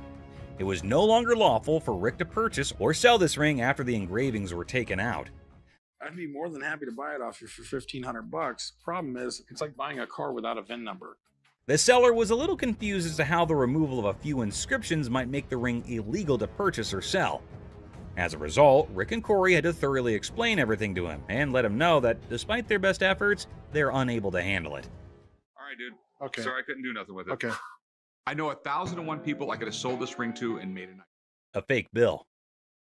I have some political memorabilia, the Secret Service ID for J. Howard McGrath, Attorney General of the United States. This individual entered the pawn shop with a $10 bill that had several signatures on it, a White House pass, and several Secret Service IDs. He estimated 1,000 figures for each of these items, but before beginning to negotiate, Rick needed to learn more about them. He was the chairman of the Democratic National Committee when Truman ran for president. Rick was prepared to strike a deal after briefly discussing J. Howard McGrath, the Attorney General of the United States, and how influential he was in Washington politics. But it was a small issue. You got some neat stuff here, and these three things right here, I really want to get checked out. Rick checked everything and concluded that not just the dollar that the man had brought in was counterfeit. Rick had to see the expert to find out if he could purchase the other items, since he had a hunch that doing so might be illegal. You don't want. A counterfeit bill is not legal to own. The expert said that the White House pass and the Secret Service ID were authentic and acceptable to purchase, but the fake banknote was a different thing. Thanks for coming in, Mark. Not a problem. You're the best. Appreciate it. Alrighty. Now that the expert had left, Rick was prepared to strike a deal. Aside from the fake bill, he asked the vendor what else he wanted.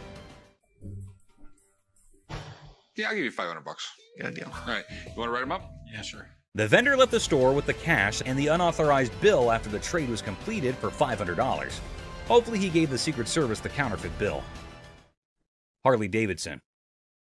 You got any paperwork I can see on it, or? Yeah, I got the title, but can we negotiate first or something? I mean... Now, Corey's a seasoned pawnbroker, and his spidey senses tingled the moment the seller mentioned paperwork later. It wasn't the gleaming Harley Davidson that raised an eyebrow. It was the seller's insistence on negotiation first, documents on hold. See, Corey's dealt with his fair share of shady characters, and a bike like this beauty attracts all sorts. So with a polite but firm smile, Corey politely pushed back. Paperwork, he said, before we talk about the price. Standard procedure. You got any paperwork I can see on it, or? Yeah, I got the title, but can we negotiate first? The seller's eyes flickered ever so slightly, and that was all Corey needed. Something wasn't kosher here. Now, Corey isn't just sharp, he's thorough. Those papers, discrepancies galore.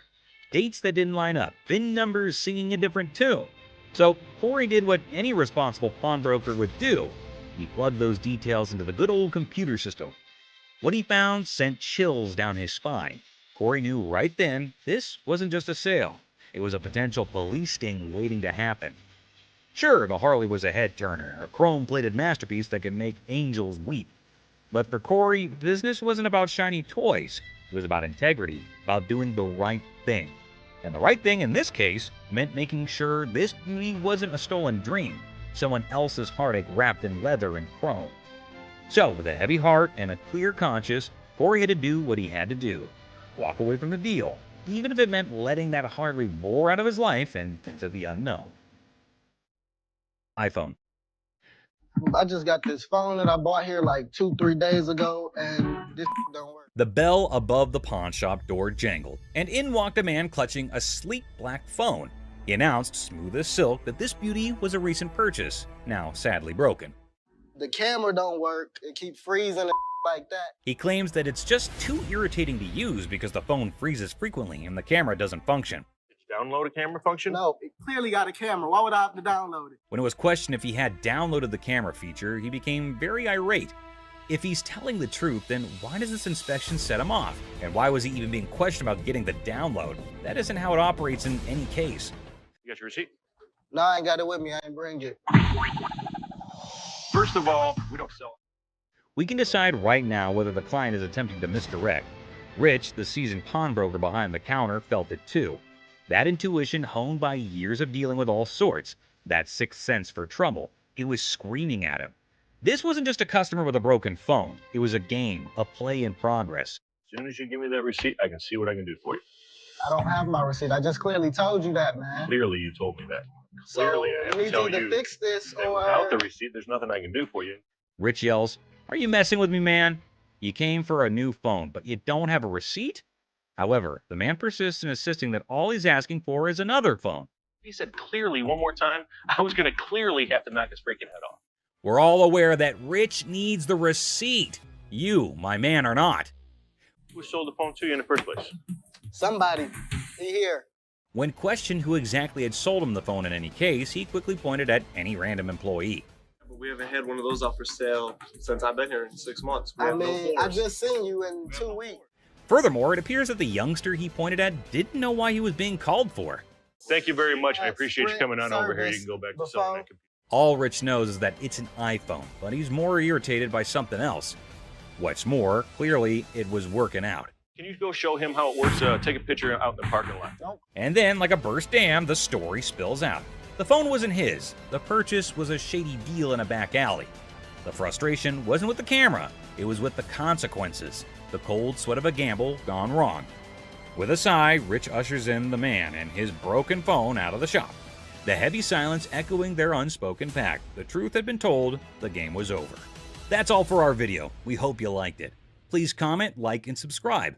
Don't forget to hit the notification bell for more videos like this. Share it with your family and friends. See you next time. Christina stealing money. Here's something curious happening. Les seemed to be very angry over that man. Don't know what that man was doing there and what he had done, which made Les angry. Let's see what will happen. Ant stole the leftover money. Everyone there is so angry. What is going to happen now? Les is curious as he is sure that Christina cannot do this kind of stuff alone. There must be some other people supporting her in his play. Les is taking it to extremes and asking again and again if there's another one with her. Have you been working with any other employee? No. All alone without any knowledge of anybody else stealing from us, correct? Oh God, he asked her to send her to jail if she did not speak the truth. Oh my God, things are getting worse. She's not telling anything. Mother-daughter fighting. So there's a woman coming with her daughter. She showed some pieces of bottle in her collection of stamps. According to her, it is worthy, but actually it is not. Les asked her that it is not that worthy. Oops, the mother got angry at Les, because for her, they are worth everything. What will happen now? So what you got? I got some really expensive stuff. Show me.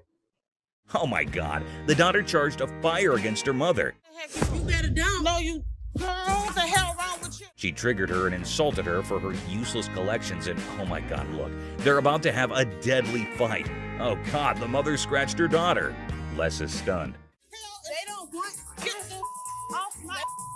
What the is wrong with you? The mother and daughter are having extreme fighting conditions. Everyone around is watching them. Les is stunned and did not have any idea that this would happen, or it might be very casual to them. Get the up now. Okay, the guard has been called. The mother is still beating her daughter well and doesn't want to argue anymore. Both are screaming at each other. The security guard is letting them out. Oh my God, how embarrassing and strange it is to see mother-daughter fighting like that. The security guard gets them out and everyone is laughing at them. Astonished Les. I had to intervene. Okay. Man threatening Les.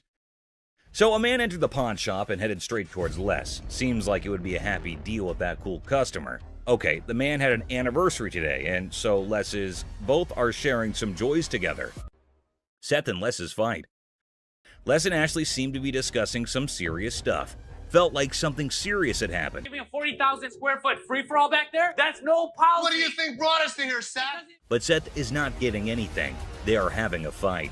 Owned the shop better than him. Les is stunned. Everyone around is listening and is terrified of what will happen now. It's outdated. I can run this place better. I know exactly what needs to be done. I want the opportunity to run this place. Les is going to take everything very seriously. God knows where that anger will lead both of them to. Les is tailoring Seth that he cannot do anything, and without Les, the pawn shop would close. No one can run the shop better than Les. But things are not getting cool. Seth yelled after Les and got out of the cabin. Ashley listened to all this is making fun.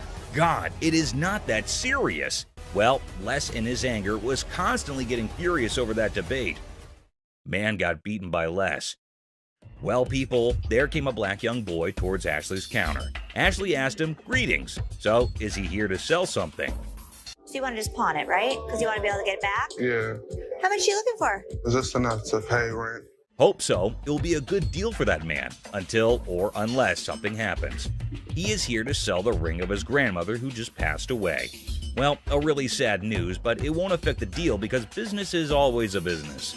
He wants to sell this ring to have some money in order to make some funeral arrangements. Well, whatever the cause is, Ashley checked it out, and to surprise, it wasn't real. Do you have anything else? Because this unfortunately is not real. It is a fake gold, so it can't make money. This statement made the man angry. He started shouting how strange and creepy it is. He should not react this way. If the ring is not real gold, it is not someone's issue. He should take it out with himself. He started yelling at Ashley, and Ashley is just controlling herself. I need to speak with somebody else because you irritate me flat out. She does not want to create some mess, but he's not stopping. I think he wants to insult himself. It will make things go mad. He is extremely screaming and trying to hit her out. That crazy man is calling death. The guard came who held him up and set him onto the floor. He's trying to beat Ashley in getting over her. Don't tell me what to do.